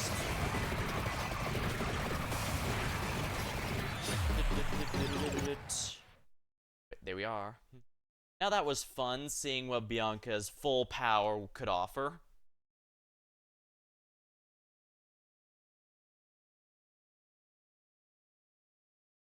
And of course, the more money I get, the better. But wait, can I finally afford that person that's over $1 million? No. Well, that's mildly frustrating. Screw you too, Mr. S. I don't even know who you're referencing since I never played the Emerald Vision Saga game. So I suppose it's nice that series came back. A friend of mine told me that its return with the crossover with Vampire Survivors was a bit surprising since the franchise had been dead for a while after the previous game was really bad, apparently. I'd have to take his opinion on it because I genuinely would not have any way of knowing that. I don't follow that series. Although I have played a couple on the game here. I'm rather amused, this does remind me, I'm genuinely amused at how many upgrades they've given Soma Cruz, although I guess it does make sense, being both hero and villain. He's a popular character. And even me, the fake gamer who's only played like 3 Castlevania games, he's still a favorite of mine because his was one of the 3 games I actually played. Alright, so first of all, collection. Yeah, I'm gonna have to start unbanning all this stuff. Because now they actually have a purpose. Maybe I'll keep this one banned. I best I'd keep this one so the Fwifaloo is an option. I could probably keep the bracelet, because honestly the bracelet's a little disappointing for what it does. Not sure what I'd want to ban, honestly. I guess I could ban some of the crossover items I don't really use.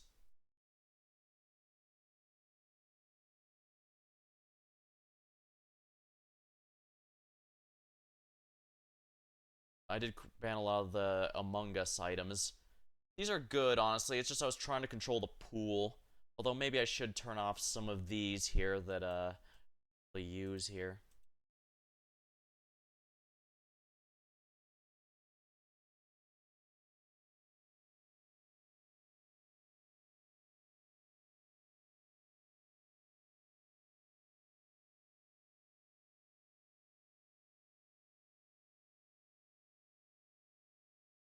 the Cerberus ones. I doubt I'd miss it, honestly. But shouldn't be banning all of these here. I do need to have some level of, Okay, so that's what all these were.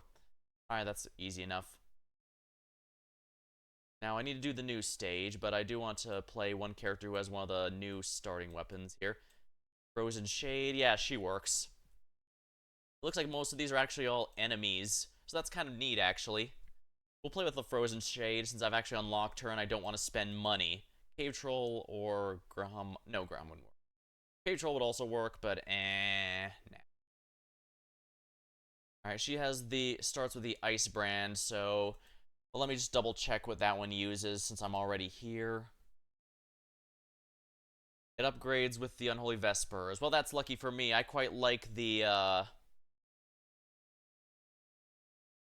I did quite like the Holy Bible, the Holy Bible item, but like I said, I turned off a lot of the other items because they're just nowhere on the level of the DLC stuff, and given that all the new weapons are upgraded, upgrade them further. I'm guessing that's the devs noticed that too, so they figure they should fix this.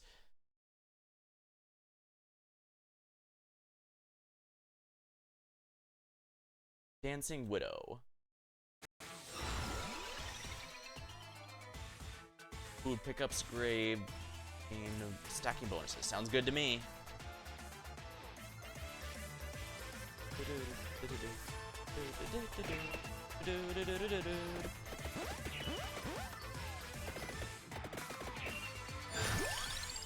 Rune Tracer Hex. I can banish this. Okay, that explains why those two are dancing.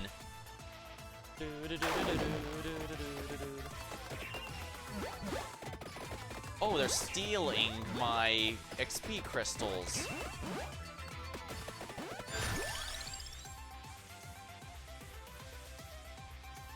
Glimmer the Blood Rage tech. Strike at random enemies. 0 damage affected by max health.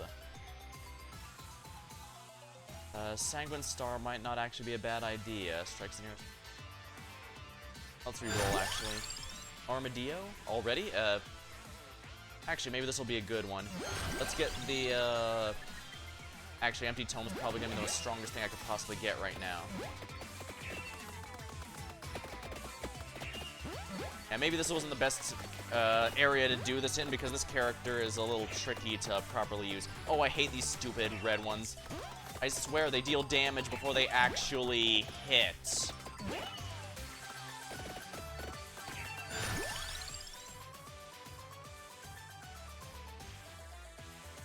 Yeah, there's something about these red cows that I don't like.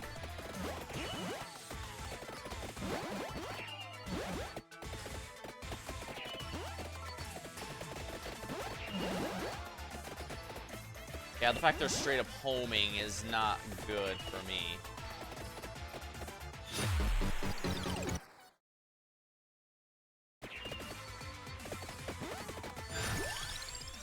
Alright, Empty Tome.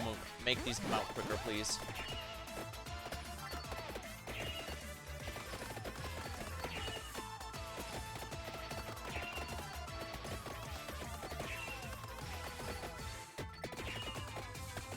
Yeah, this isn't gonna work.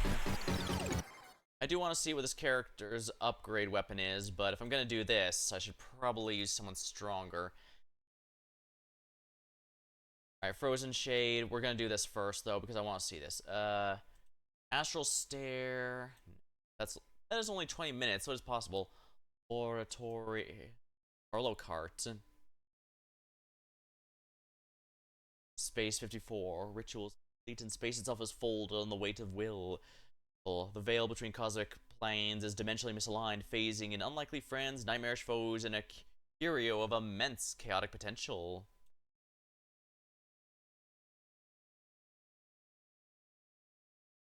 Not sure why there's an exclamation point here. I've got everything in here. It could just be something new unlockable, but whatever.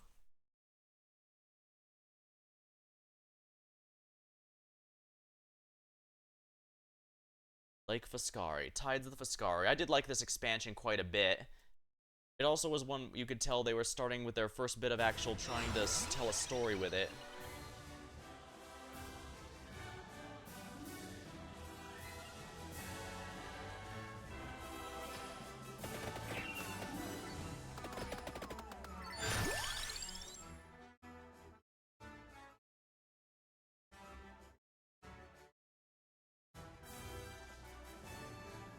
which is the axe and which is the fire wand. I think the bow is actually the fire wand. No, that's the other. Aura Blast requires Aura Flaw.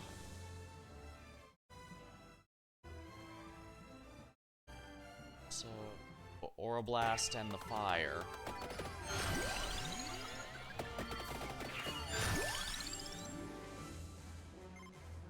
Those servants, I can banish that, so I don't need it.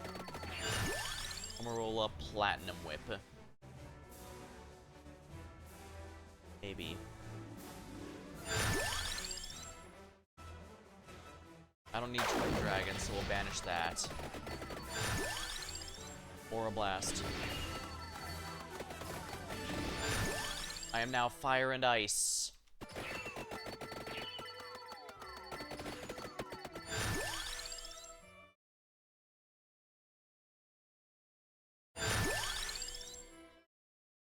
I don't need the Cerberus ones. That's 3. If I want to use that, that basically requires mandates I dedicate 3 slots to it.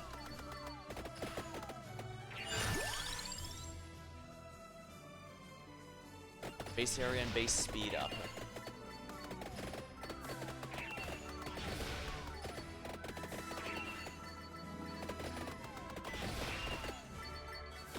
Might be a bit harder than I was expecting. Especially since I'm not starting with an overpowered Arcana or anything to make it easier. And believe me, there's a lot of Arcanas I could choose to make it a lot easier.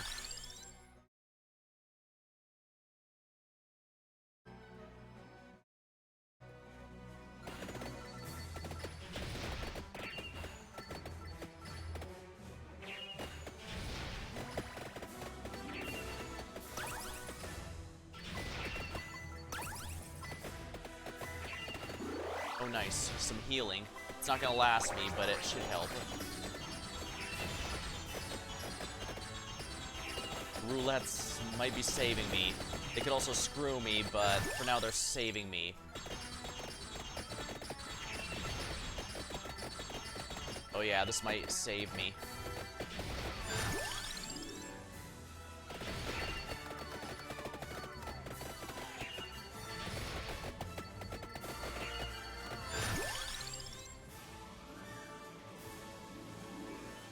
Splashers. I might consider that in a bit, but for now, I need the Holy Bibble.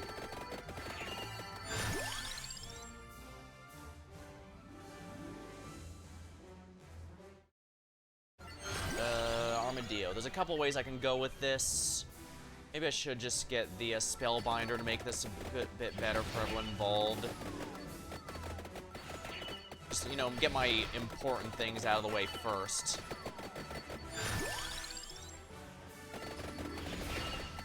Okay, yeah, we're starting to get to the point where it's finally getting to be able to carry me. This isn't the best starting weapon, but I can make do. Or blast.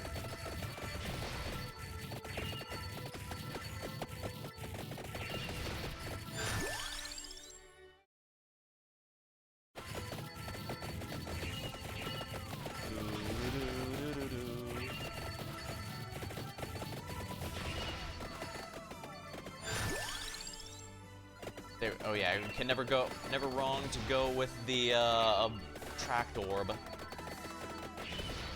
Tails, no explosion for me.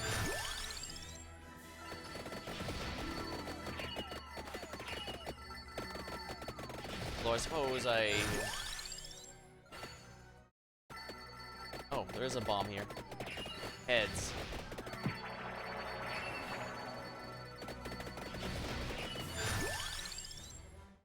Wine glass. Not bad, but I do need to make sure I max out this weapon first. I definitely need to get the random clovers for the sake of getting my luck up, because the higher my luck, the more likely I am to get some good rolls.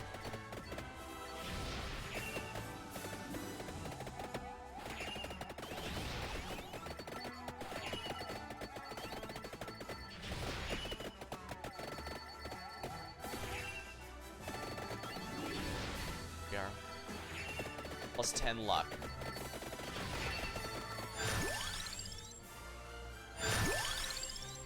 Most of the creatures are Fey, which is thematically fitting, but also, well, what am I saying? Fey are not immune to each other's, they're screwing with each other's tricks.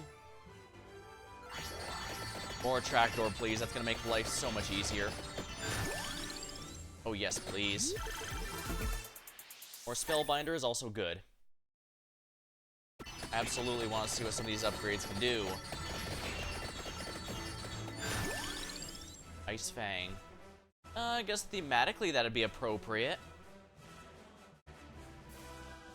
You know what? I already have the item that requires, so you know what? Let's do it. We're going full... Oh, neat! The character... I forgot. The character has a casting pose if you use any spell item. Yeah, that's cool. I like... Yeah, the Ode to Castlevania characters have such neat little additions like that.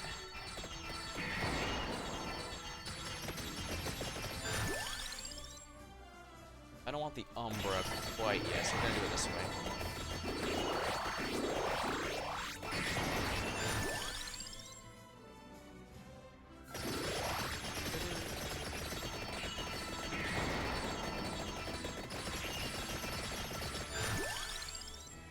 I do like the hand grenade, but not as a starting weapon.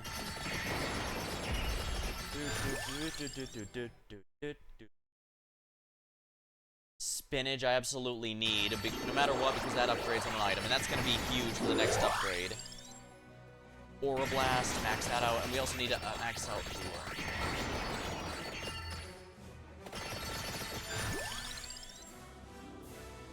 Spellbinder. Yeah, and that's also and this is also a nice perk of a character from the Castlevania, from the most of the DLCs. Basically, the DLC characters allow items from their DLC to drop even if they're not currently in the DLC stage, and that's very essential, especially with how powerful some of the drops are for the newer ones. I definitely need to start getting my luck up. Fire Wand is maxed and ready to upgrade. Thankfully, the base items do not require the accessory to be maxed out. The double upgrade might, but we'll deal with that when it starts being relevant.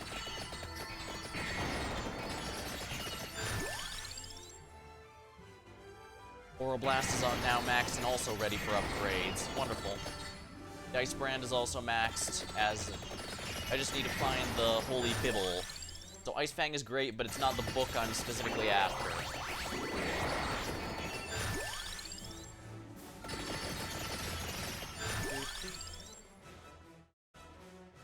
Santa Water, you know what, I'll do it. And that means I'll also grab the, wonderful.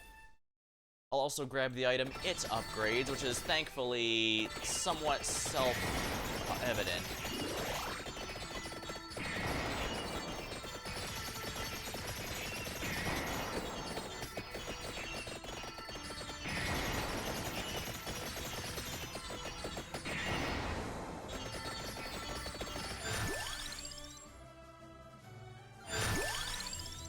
Ice Fang level.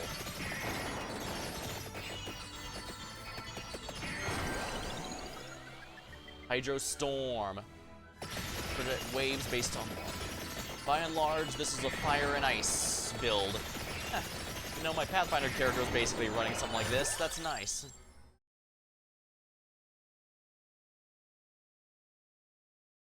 You know, Candelabrador is probably ideal given this setup here, so I'm gonna grab that just so that I make sure I have it, because everything having greater AoE is gonna add up.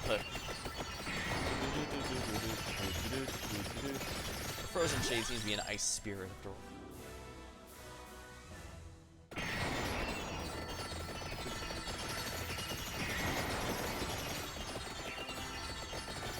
Ooh, it's basically an area. We like the Hydro Storm tip. That's one of my favorite weapons from the Castlevania expansion, so... Ooh.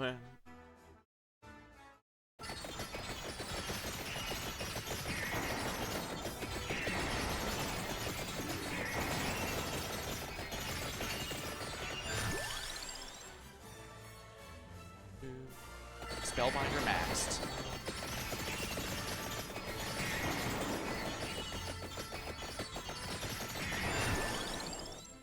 Ice Fang.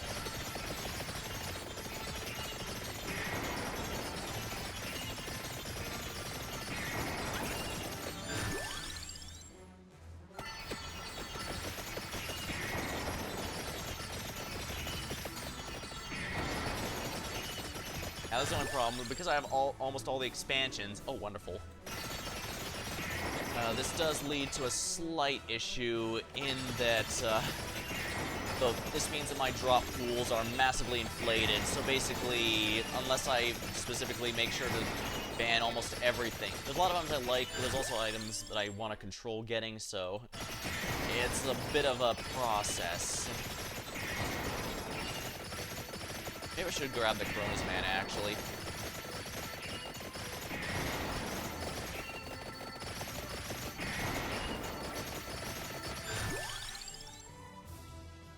Empty Tome.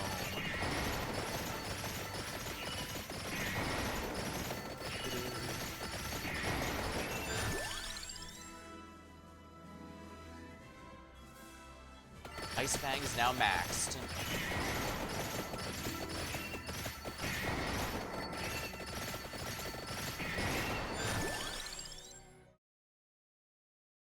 Santa Water. Hydro Storm. Spinach.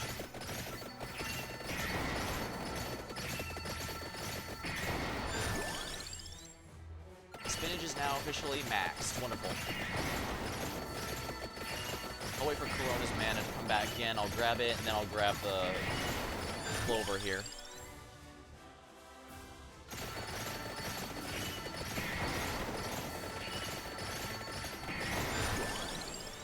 Candelabra, I guess I can just keep getting. All these AoEs growing is always gonna be nice. Ah, of course, the stupid Reapers here.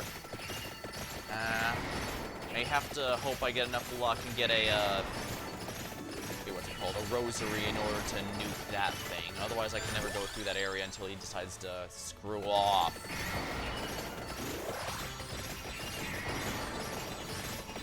Alright, there we go. I wondered if maybe lingering in there, either he decided to leave or lingering him and the AoE damage caused him to die. Either way, I am not complaining. Duplicator? You know what? I'll take a Duplicator.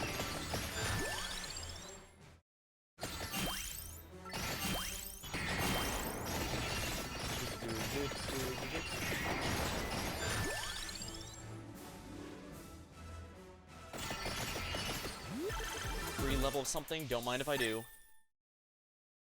Hydro Storm.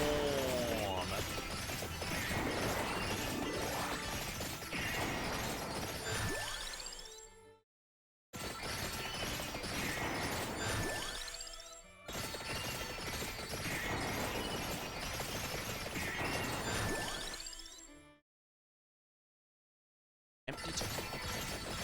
We're spamming it, baby. Skill spam, the cause and solution to all life's problems.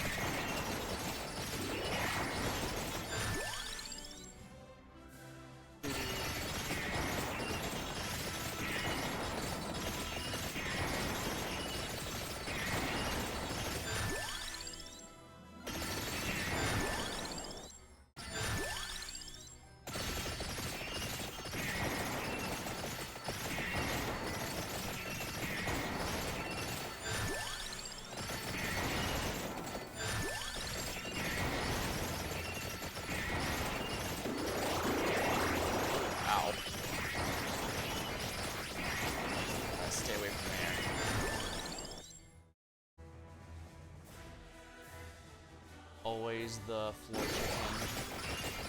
Yeah, I missed that guy. He was I was all, whoa, bad touch, bad touch. He's crushing me.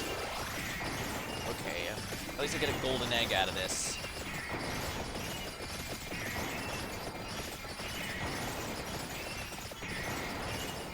There we are. That's a permanent upgrade.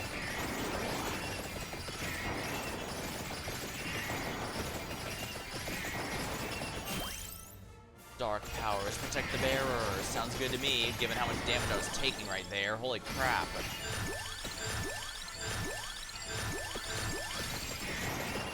Wow, okay, never mind. That's leveling up rather quickly, isn't it? Oh well. Max HP, HP regen, and all that is upgraded. Wonderful.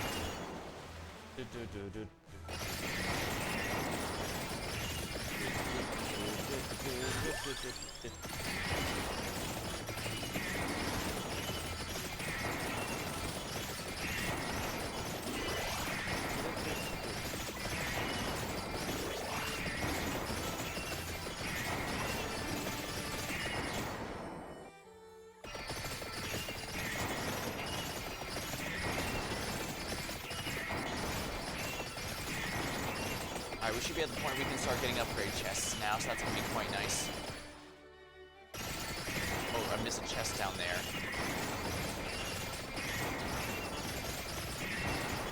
Ah, it is an upgrade chest. Hellfire. This means I can now fuse it with the aura.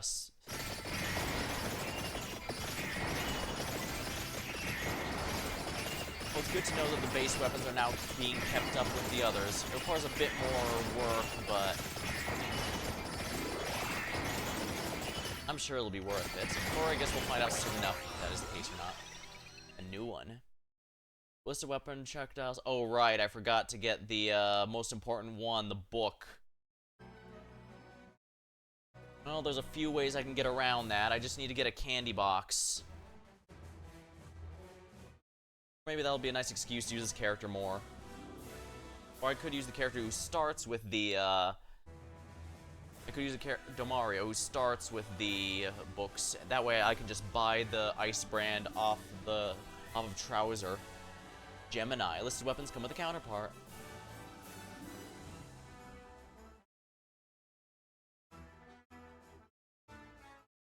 Do-do-do.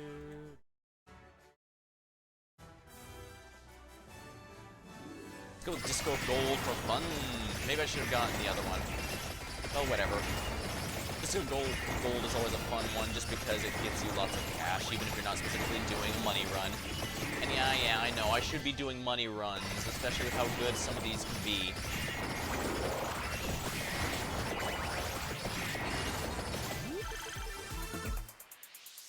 Okay, good. The, Poseidus is done.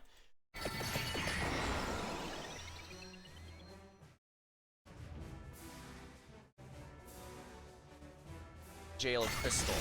Yep, we're going full ice build, so let's do it.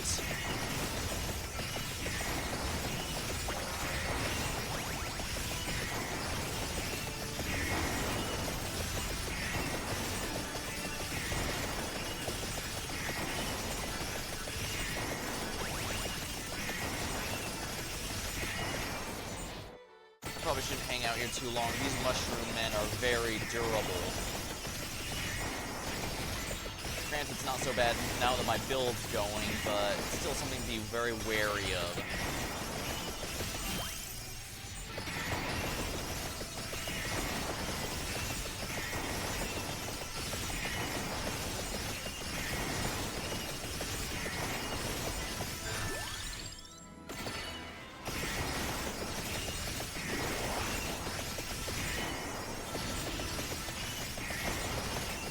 There we go, Bracer. Projectile speeds up.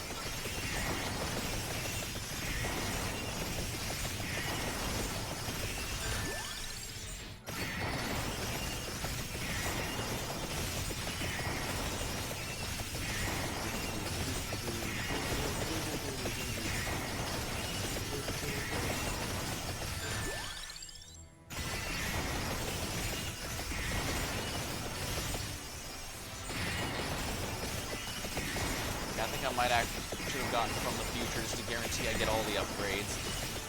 Then again, we're still a good ways through here. Oh, here we are. Cardia Phlegion, Union of Oroblast and Hellfire, calls forth a massive volcanic eruption. Oh, nice. It really does call forth a whole volcano and everything. Not bad. Oh, actually, I can use this to, get the books I need.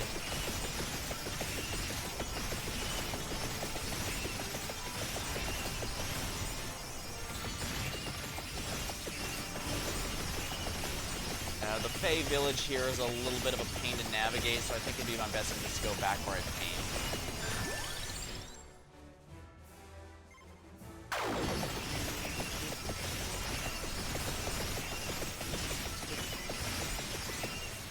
I'd be good to grab some next here.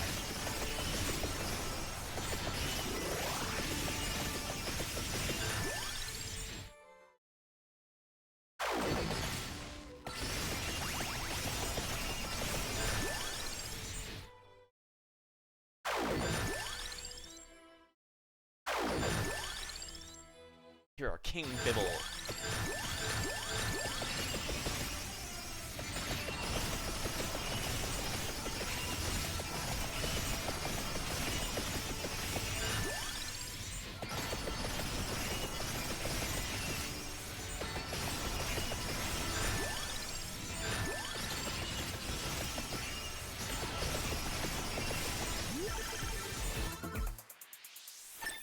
Alright, that's Labora. That's the... I upgraded that with the Hydro Storm.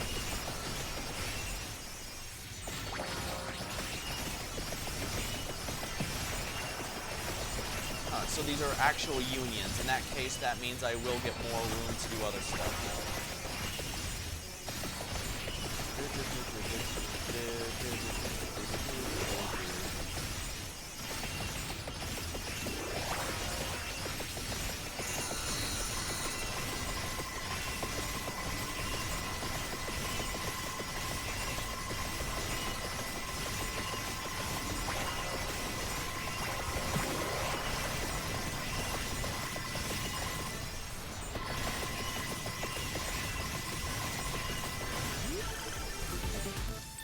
Here we are, Hydro Pump Climax.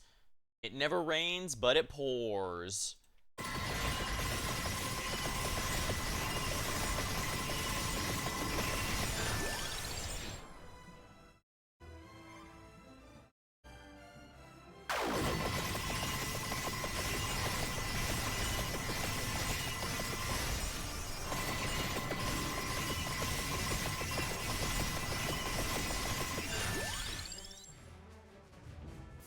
Mirage Robe. You know, for my tabletop character, that's a very fitting skill to have.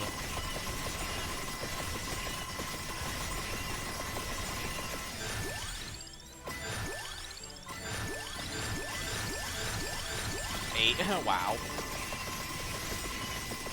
Lots of new one ready.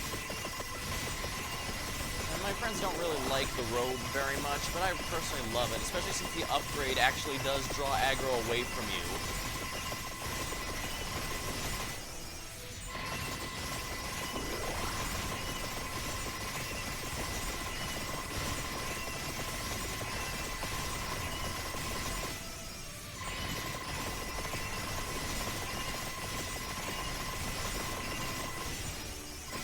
Well, the boss died already.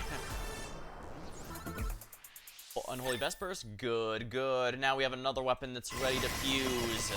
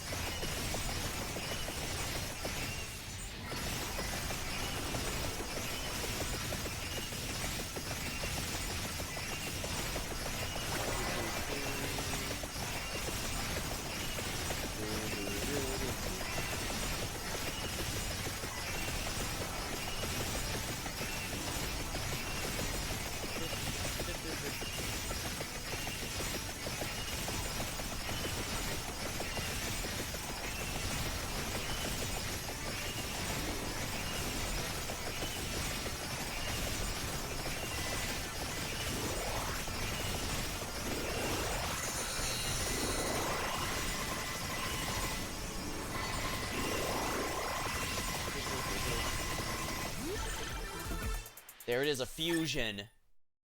Ninth Circle. Icebrand. Hell truly has frozen over. The Ninth Circle of Hell, the final one within the Divine Comedy.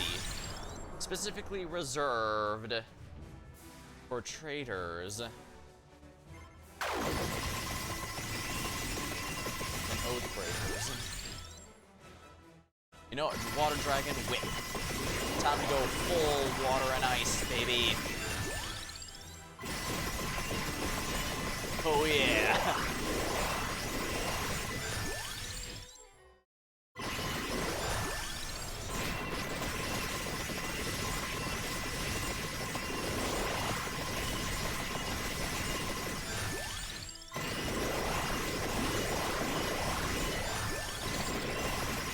I'm consuming a lot of things, apparently. There's a lot of good snowball here, but that stage I'm gonna have to be wary of because that requires a good starting build.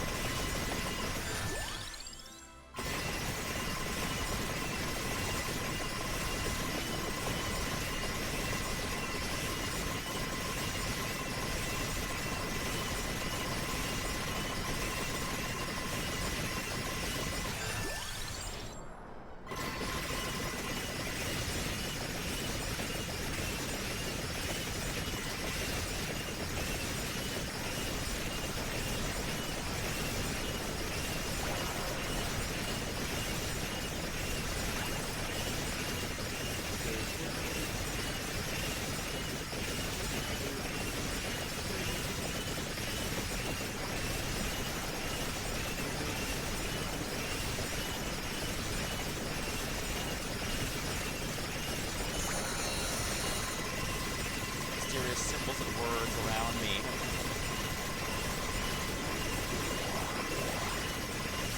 Two layers of defenses, I guess.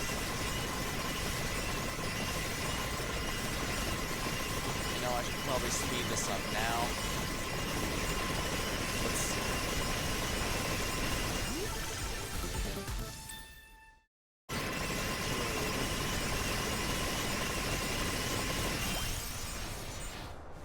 Are there any other water and ice options here?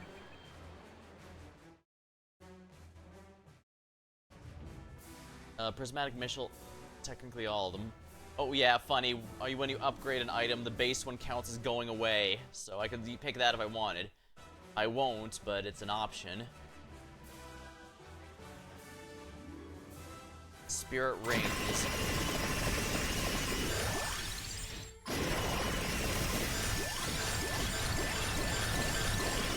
Oh, I think I need to actually upload text for that to be useful. Oh, well, I don't think it's a big deal. I can't buy any of these upgrades here, so I'm just glad I got these unlocked. They'll be put in my logs for later.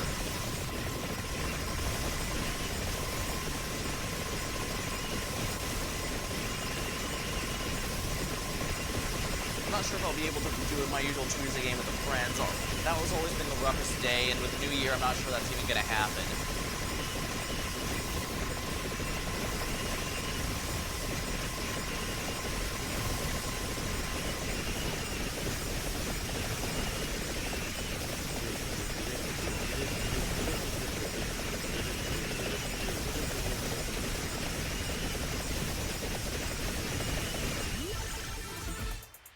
Wonderful. Hydra Stormer.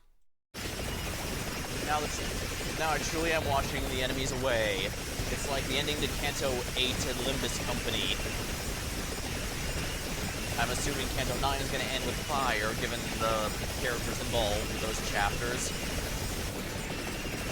Speaking of which, if Kanto 9's last section is just a dungeon, more or less, then yeah, I'm probably just going to do that on Thursday, but if it's a good amount of sections and then a dungeon, or a dungeon and then some other sections, then yeah, I'm probably going to have to save that till the next Sunday, which is going to be a little annoying to avoid spoilers.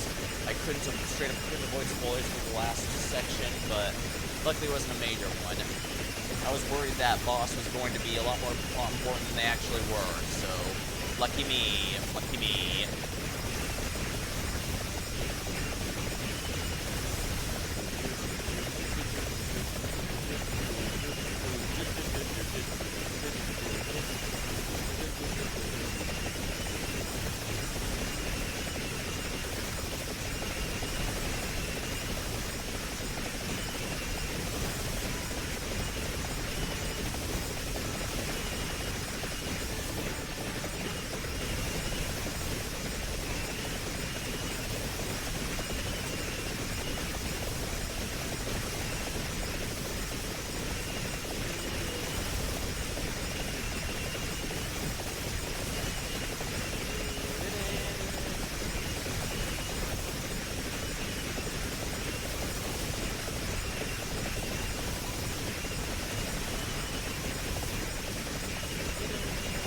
We're almost done here.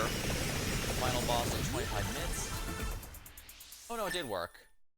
Any 5 passives. Okay, I thought it was any 5, yeah, I was under the impression that would require any 5 techs unlocked, since most of the items from that expansion specifically require unlocked techs. But no, that one just requires any passives, so it works whether or not you're doing a saga-themed strategy.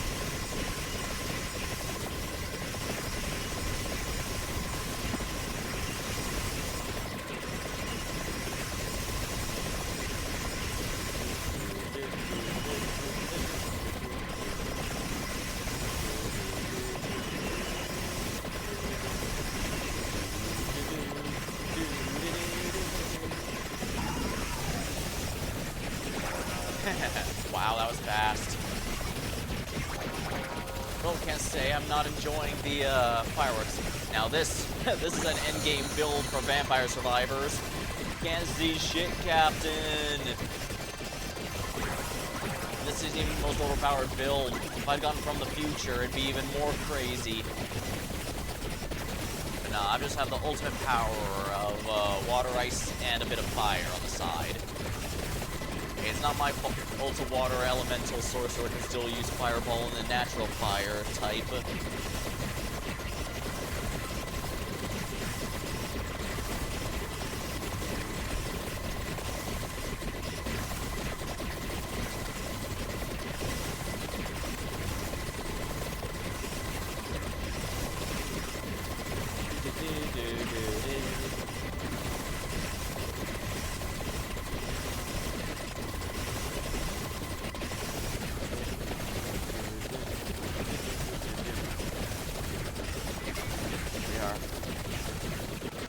Getting a bit ridiculous.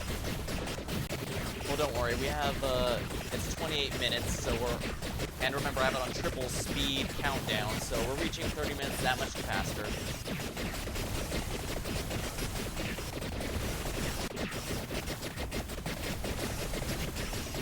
Yeah, performance issues are common in this game if you're really doing well. Consider that a mark of a skill if you're actually managing to get things to slow down.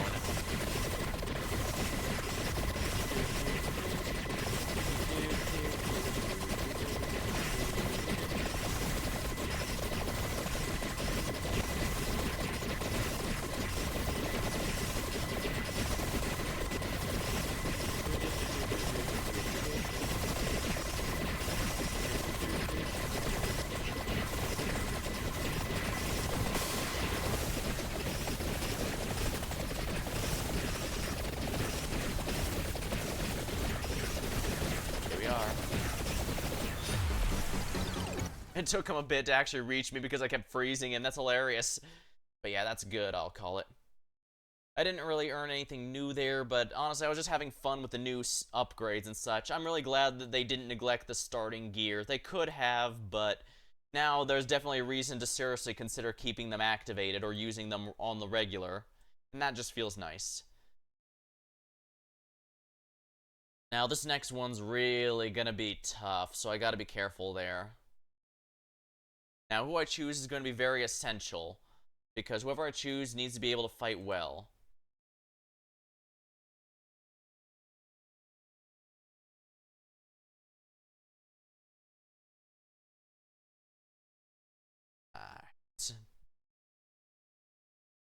Soma Cruz, I could definitely grab something good.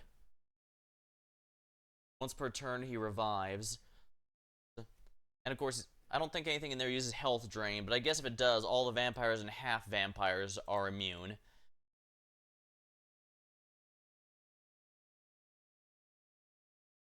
Then again, I think Drac might be the better one here.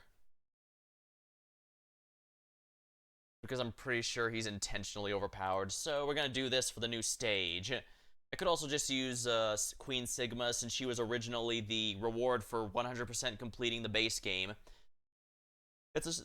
Back then, there was a bit of an issue that there wasn't anything new to unlock with her, but I guess the nature of it being a rogue-ish type game made it good for that. And of course, since there's been plenty of updates since, you're rewarded for completing the full stuff first with a character who will make getting the remainder of the game's content significantly easier, including DLCs and stuff, if you wish it. Kind of like how I much more appreciate how DBZ Kakarot allows you to get Vegito and Gotenks unlocked immediately before you can start getting the post-game content done if you know where to get them. Meanwhile, Legacy of Goku 3, the Boost Fury, that one unlocks Gogeta at the end for 100% of the game, but there's nothing left to use him for, and since there's no multiple runs and stuff like in a roguelike, it's hard to appreciate. I guess that's always kind of the thing. How much do you reward the player with something that's going to be actually useful? Alright, Mazarella, here we are.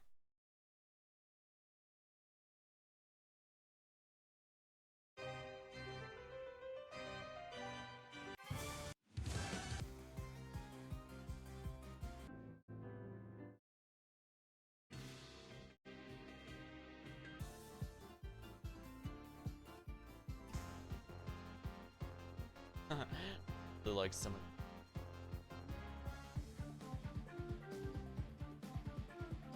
side B.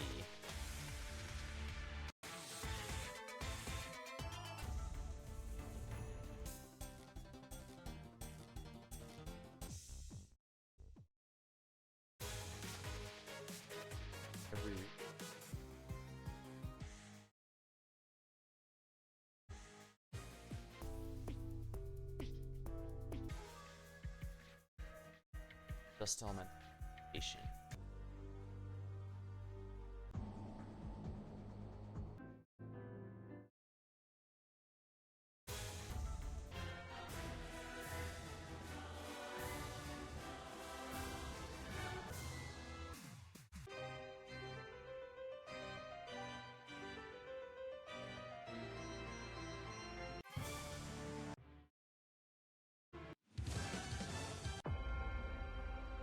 I do like the Vampire Survivors remixes all the music that they poured into here, so that it's not just the same. They could do that and people would be fine with it, but they put the extra effort, and that just really adds the whole thing, in my opinion.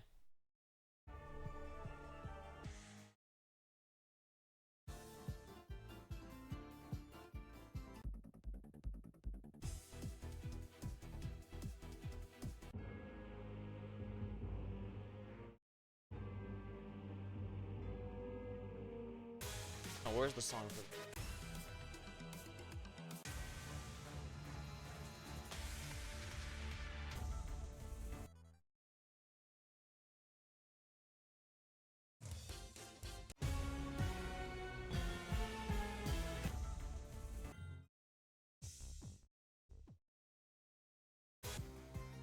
Weird, where is it?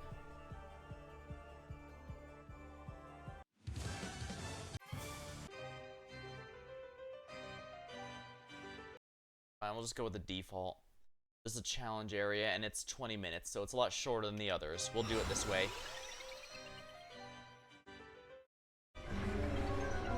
And this is a way to guarantee victory.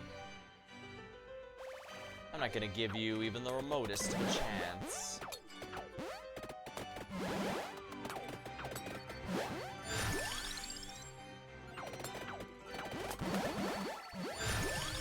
Okay, these dicks are actually stealing my items.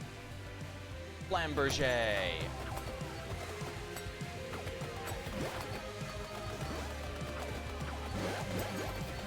Yeah, I need to follow these two idiots and get rid of them before they'll actually do anything here.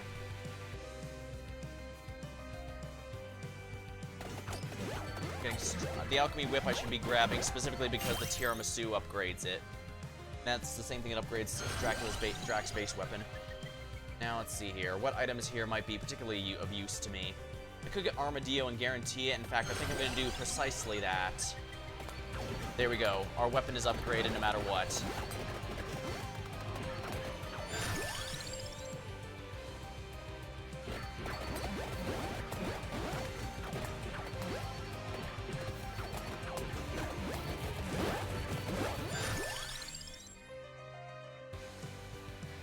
Flamberger.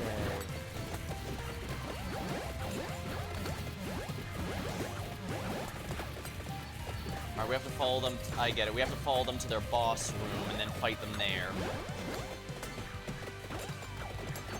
Okay, I need to get rid of you idiots before I move on. Any of the red ones I cannot suffer to live. Here.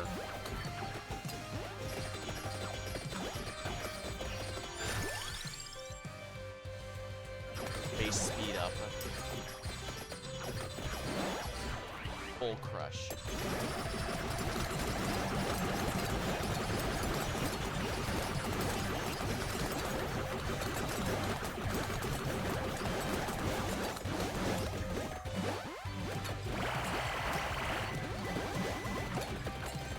Oh crap, yeah, these are the ones that killed me before. But of course, I'm using an overpowered character with an overpowered Arcana. So this time, yeah, that one's, they're green, they can't hurt me, so.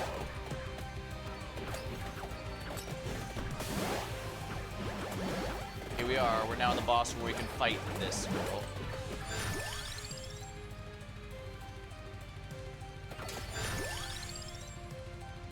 Finish. tiramisu, I should probably upgrade that just so it stops bugging me about it.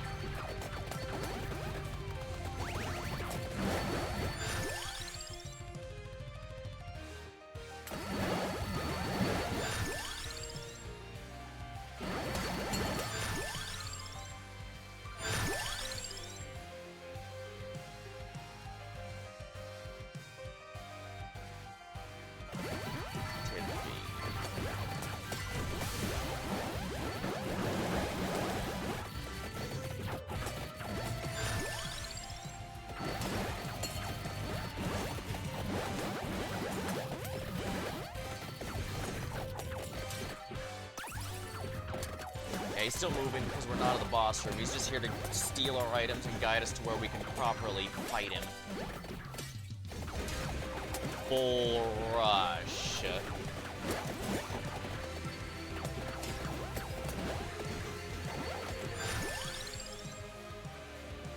Why?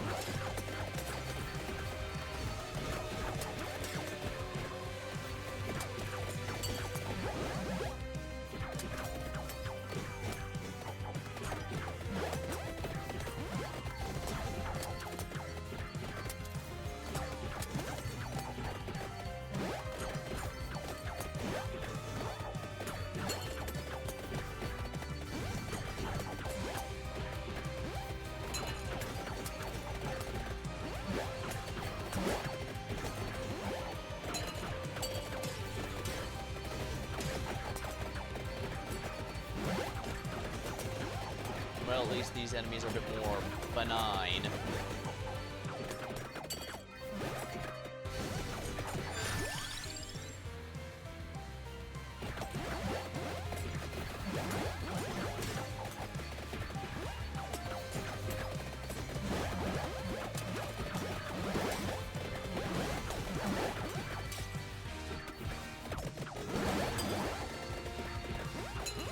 Alright, get back here, buddy.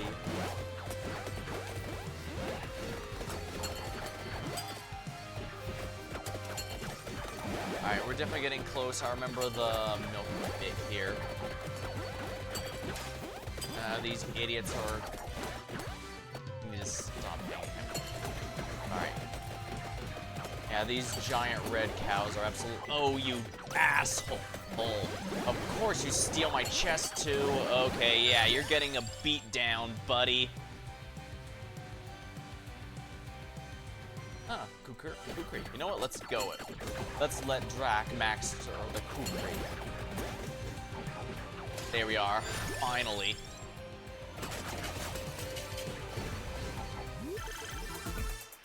Free level of the whip that kills him frequently. Then again, he does this.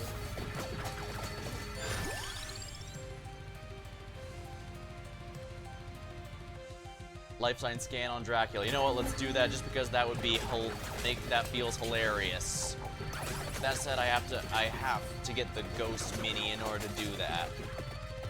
I have to not forget, especially since I can't choose the Among Us accessories from the Armadillo. I have to get them from random level ups.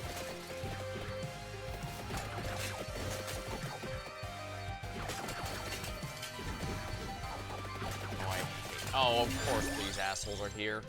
Alright, upgrade the Flamberge.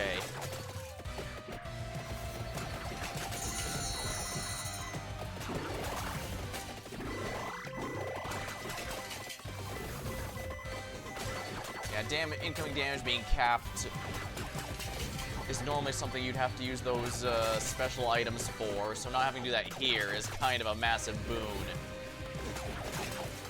I'm getting the sense, okay, I'm getting the sense the cows do that specifically, yeah, let's go with Slash. Specifically because these rooms are easy to block enemies with, and they want to make sure the cows can get you no matter what. The cows must always be able to come home. I just hate that the damage is pretty much unavoidable after they aim at you. That's such a pain. But I guess that does, to its credit, it does give more value to defensive upgrades. Like, I might actually seriously be considering that skill that caps the upgrade from the two rings, I think it is, that, or is it from the Metaglios? Either or. Point is, I'm gonna be seriously considering them a lot more now. just because they cap the damage. Of course, actually getting to that point where you can use them is another matter entirely, because as you saw, any items you don't pick up are stolen by the bosses. Moonfall Slash.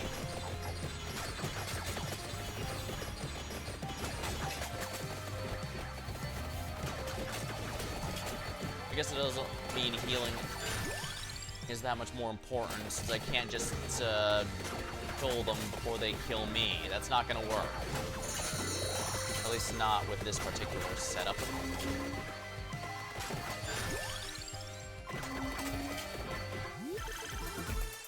Free level of spinach. Don't mind if I do.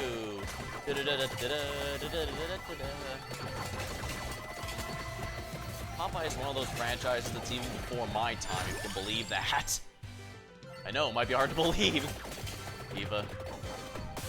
But it is, and yet it is true.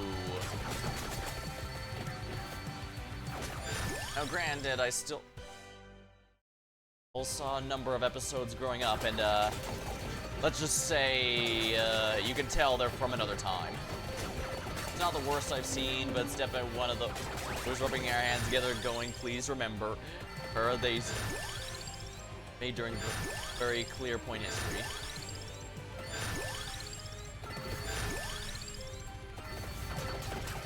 Oh wow. Oh, might as well grab all these.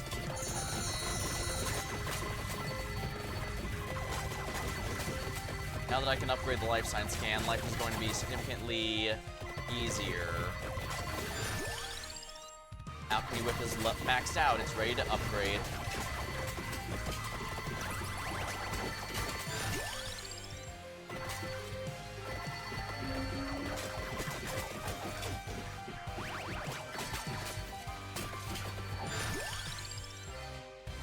There's no money bag over here. Maybe it's across here.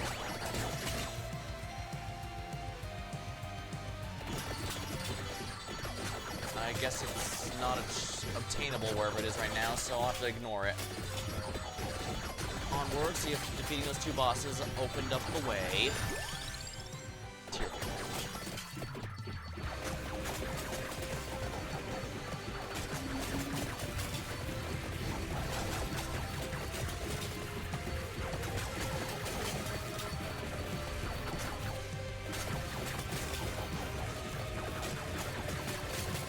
Here's where it is.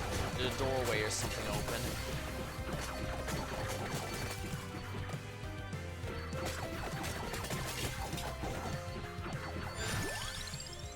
Mini Ghost, Kukri.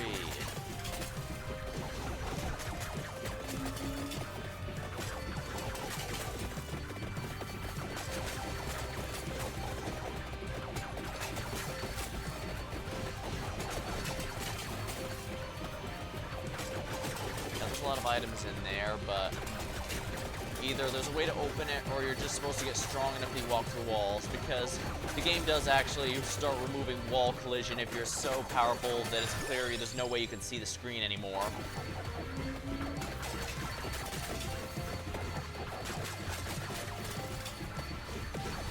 There's also some characters who just innately have the power of can walk through walls. So I could also use one of those characters to do it. And I guess that does highlight another nice thing about the game. There are multiple solutions to any given problems you might run into. There is no, you have to do this one specific one. Like, even earlier when I was figuring out a way to win that stage without any weapons. I was going to use the Ghost Among Us, and I could have done that. I just had to make sure to know that wouldn't work because they have a weapon. For some reason, Life Sign Scan is still classified as a weapon. I specifically looked it up to see if that was the case, and yeah, it turns out Life Sign Scan counts as a weapon, so you can't complete that challenge with it. Zweihander. Empty Tome. Cooldown on everything reduced.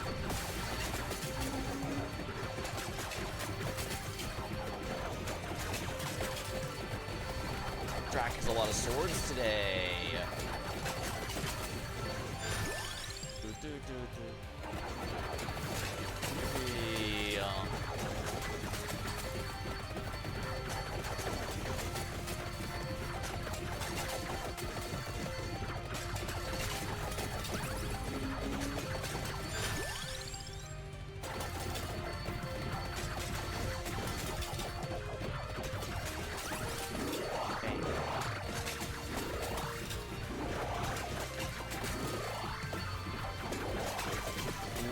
Aerial Slash. Asbetson.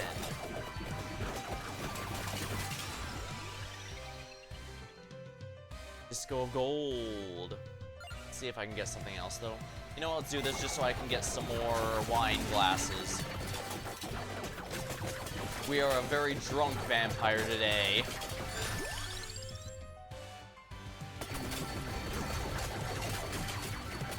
Then again, as long as we have a designated driver, that should be fine.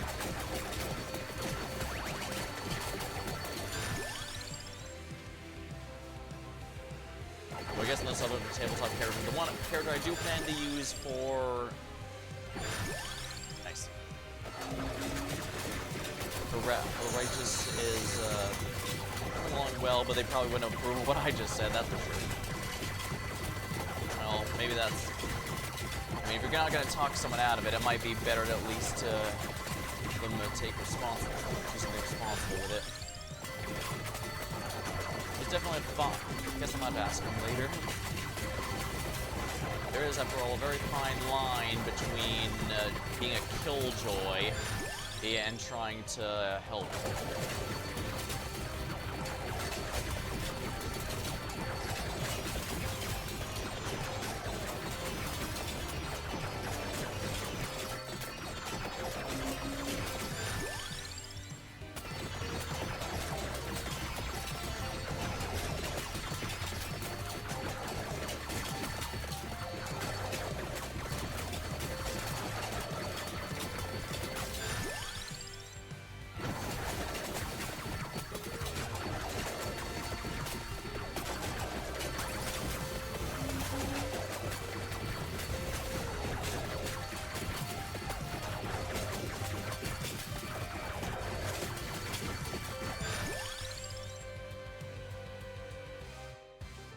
Probably stick to the empty tome because the more cooldown everything gets, the better.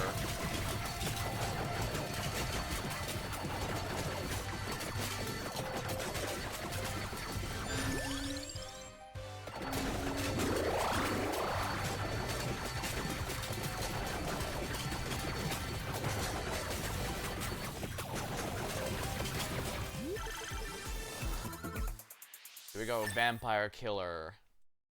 The vampire now wields Vampire Killer. What, is that like an insect wielding a newspaper against the people trying to smash them? Then again, the vampires might feel upset by that. Then again, I think it does get the point across. It's a weapon designed to slay vampires, but now the vampires themselves use it. Like, how are you pronounced? I don't know, I'd have to ask a Castlevania expert about if that's... It's been wielded by vampires before. Like I said, I am fake gamer. This only played like 2 or 3 of them. I've let's played some, but heck if I can actually remember anything about them. So I wouldn't get your hopes up for my options there.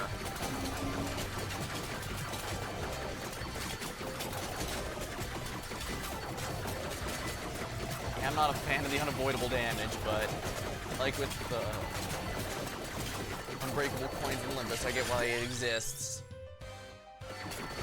Okay, the tome's maxed out, so the cooldown reduction is maxed out, that I can get manual damage.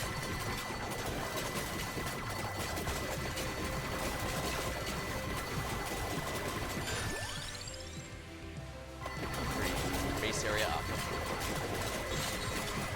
Now a vampire with what's a rogue or assassin type is definitely something to be feared. I was gonna go, wait, is the Baldur's Gate 3 vampire like that? But I think they might actually be a caster. I remember some were complaining that there wasn't enough physical fighters among them. I guess that makes sense, although to be fair, you can also make your own physical fighter do if you want. I have seen the numbers about how basically a massive chunk of people playing Baldur's Gate 3 plays a human fighter.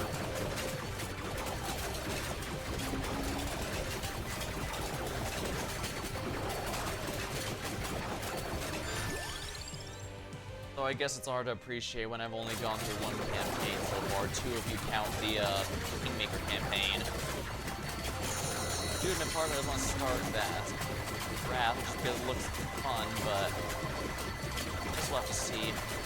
Aside from needing a bit of time for setting up for that one in particular, it also has a bit where, it's, like I said, it's a huge commitment the moment I start. Kingmaker took me 3 months streaming, dedicating basically every stream night I possibly could to it, so I'd best be prepared accordingly. Still, I guess it's not a bad option since I am genuinely interested in it, and it will be a nice long-term thing to keep me occupied. Especially since Kanto 9 only has one section left, and whether that's 1 or 2 nights, that's only 1 or 2 nights left that I can play it.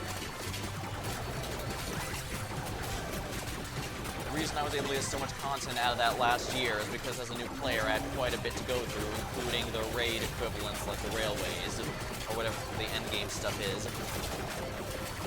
I'm sure I'll be able to do it again when an event comes or something like that, but that's about it. For a bit, I'll just be playing on my own. And while it's nice to be able to have a game to play off-stream as well as stuff on-stream. Yeah, the Vampire Killer absolutely obliterates bosses, so... there we go, yeah. And there we are. Rune Sword.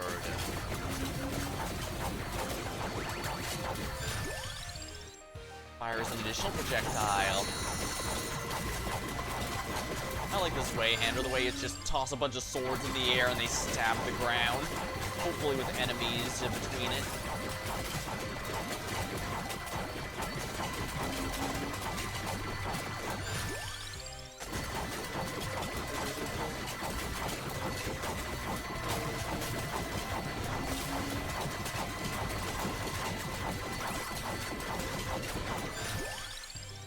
Always big coin bag, if you please. Once again, won't say no to easy cash. I swear I'll do a money run one of these days, or rather I'll remember to do a money run one of these days off stream. This and Streets of Rogue, I was definitely, when I was particularly obsessed with them, I was playing them even when I wasn't streaming. That's how much fun they were. And I still love them, it's just, well, as fun as they are, it's good to move on here and there. Oh, well, that was quick. Whatever that counted as a boss for, they weren't much of one.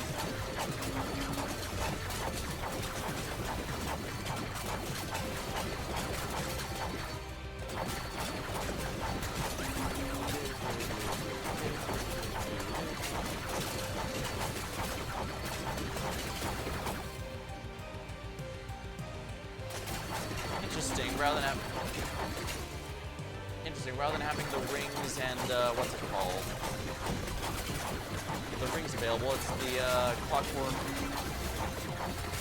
the clock item and timepiece and the, laurel, or gland set and the laurel, the items you usually fuse them with.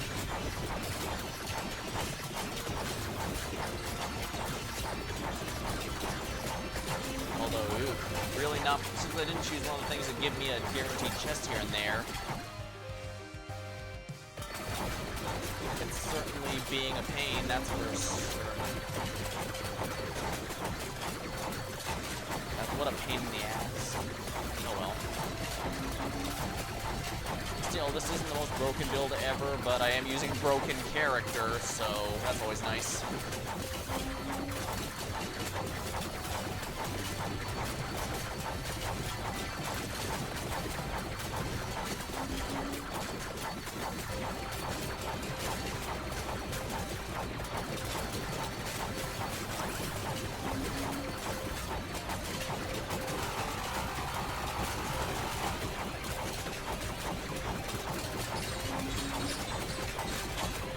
Oh, hey there, boss, buddy.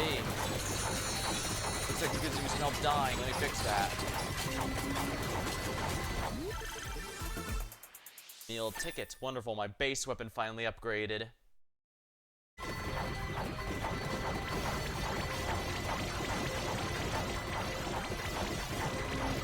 Now, this is going to deal with those charging bulls really well. This is one of the reasons I like this particular character for this.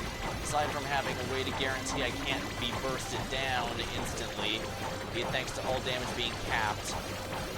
The meal ticket the meal ticket leaves behind a lot of mines that are going to prevent them from just charging me as easily. Is it cheap? Extremely. Is it fun?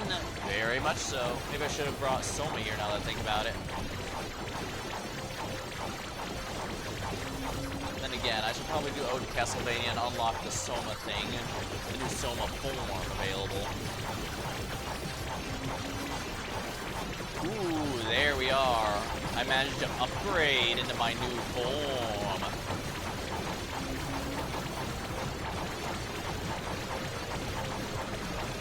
I'm now in final boss mode, and as you might expect, my stats are through the roof as well. Oh, my damage is actually. That's a huge damage increase, actually. Wow. Well, I guess now we can finally do the last speed up of the night.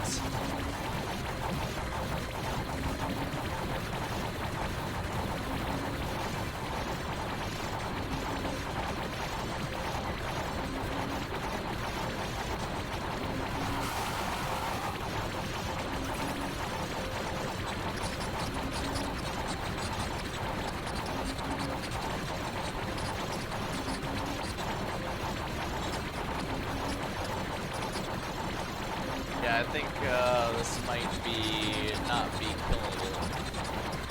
Might not be able to kill me.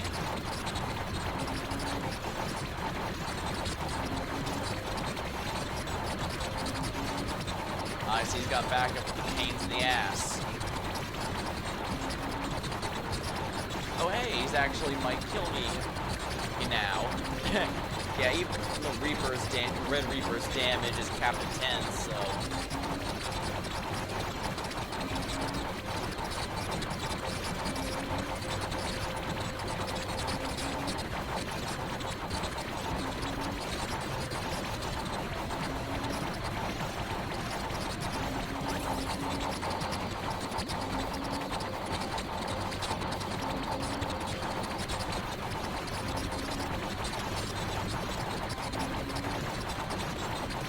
Every minute there's going to be another Reaper until it outdamages me, so I might as well take a moment stretch. Yeah, I'm exhausted, so I'm probably going to call it the night after this run, but this is a good one to end it on, I think. Yeah, I really do like the characters who upgrade like that. It's pretty nice.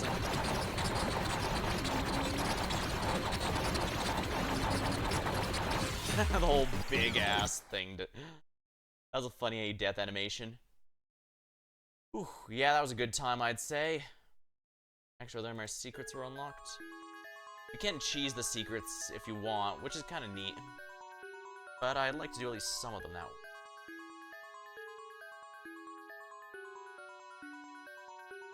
Oh, these are all the Dracula thing.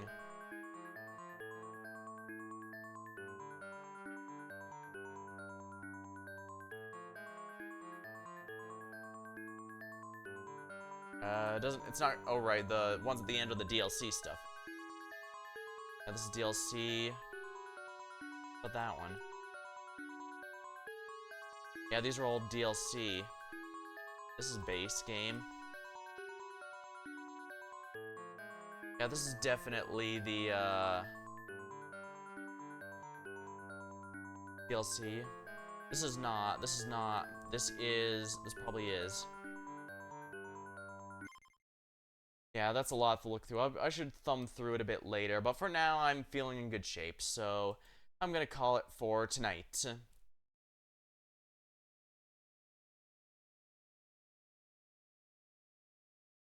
Well, until next time, thank you for watching, hope you had a good time, and I'll see you later.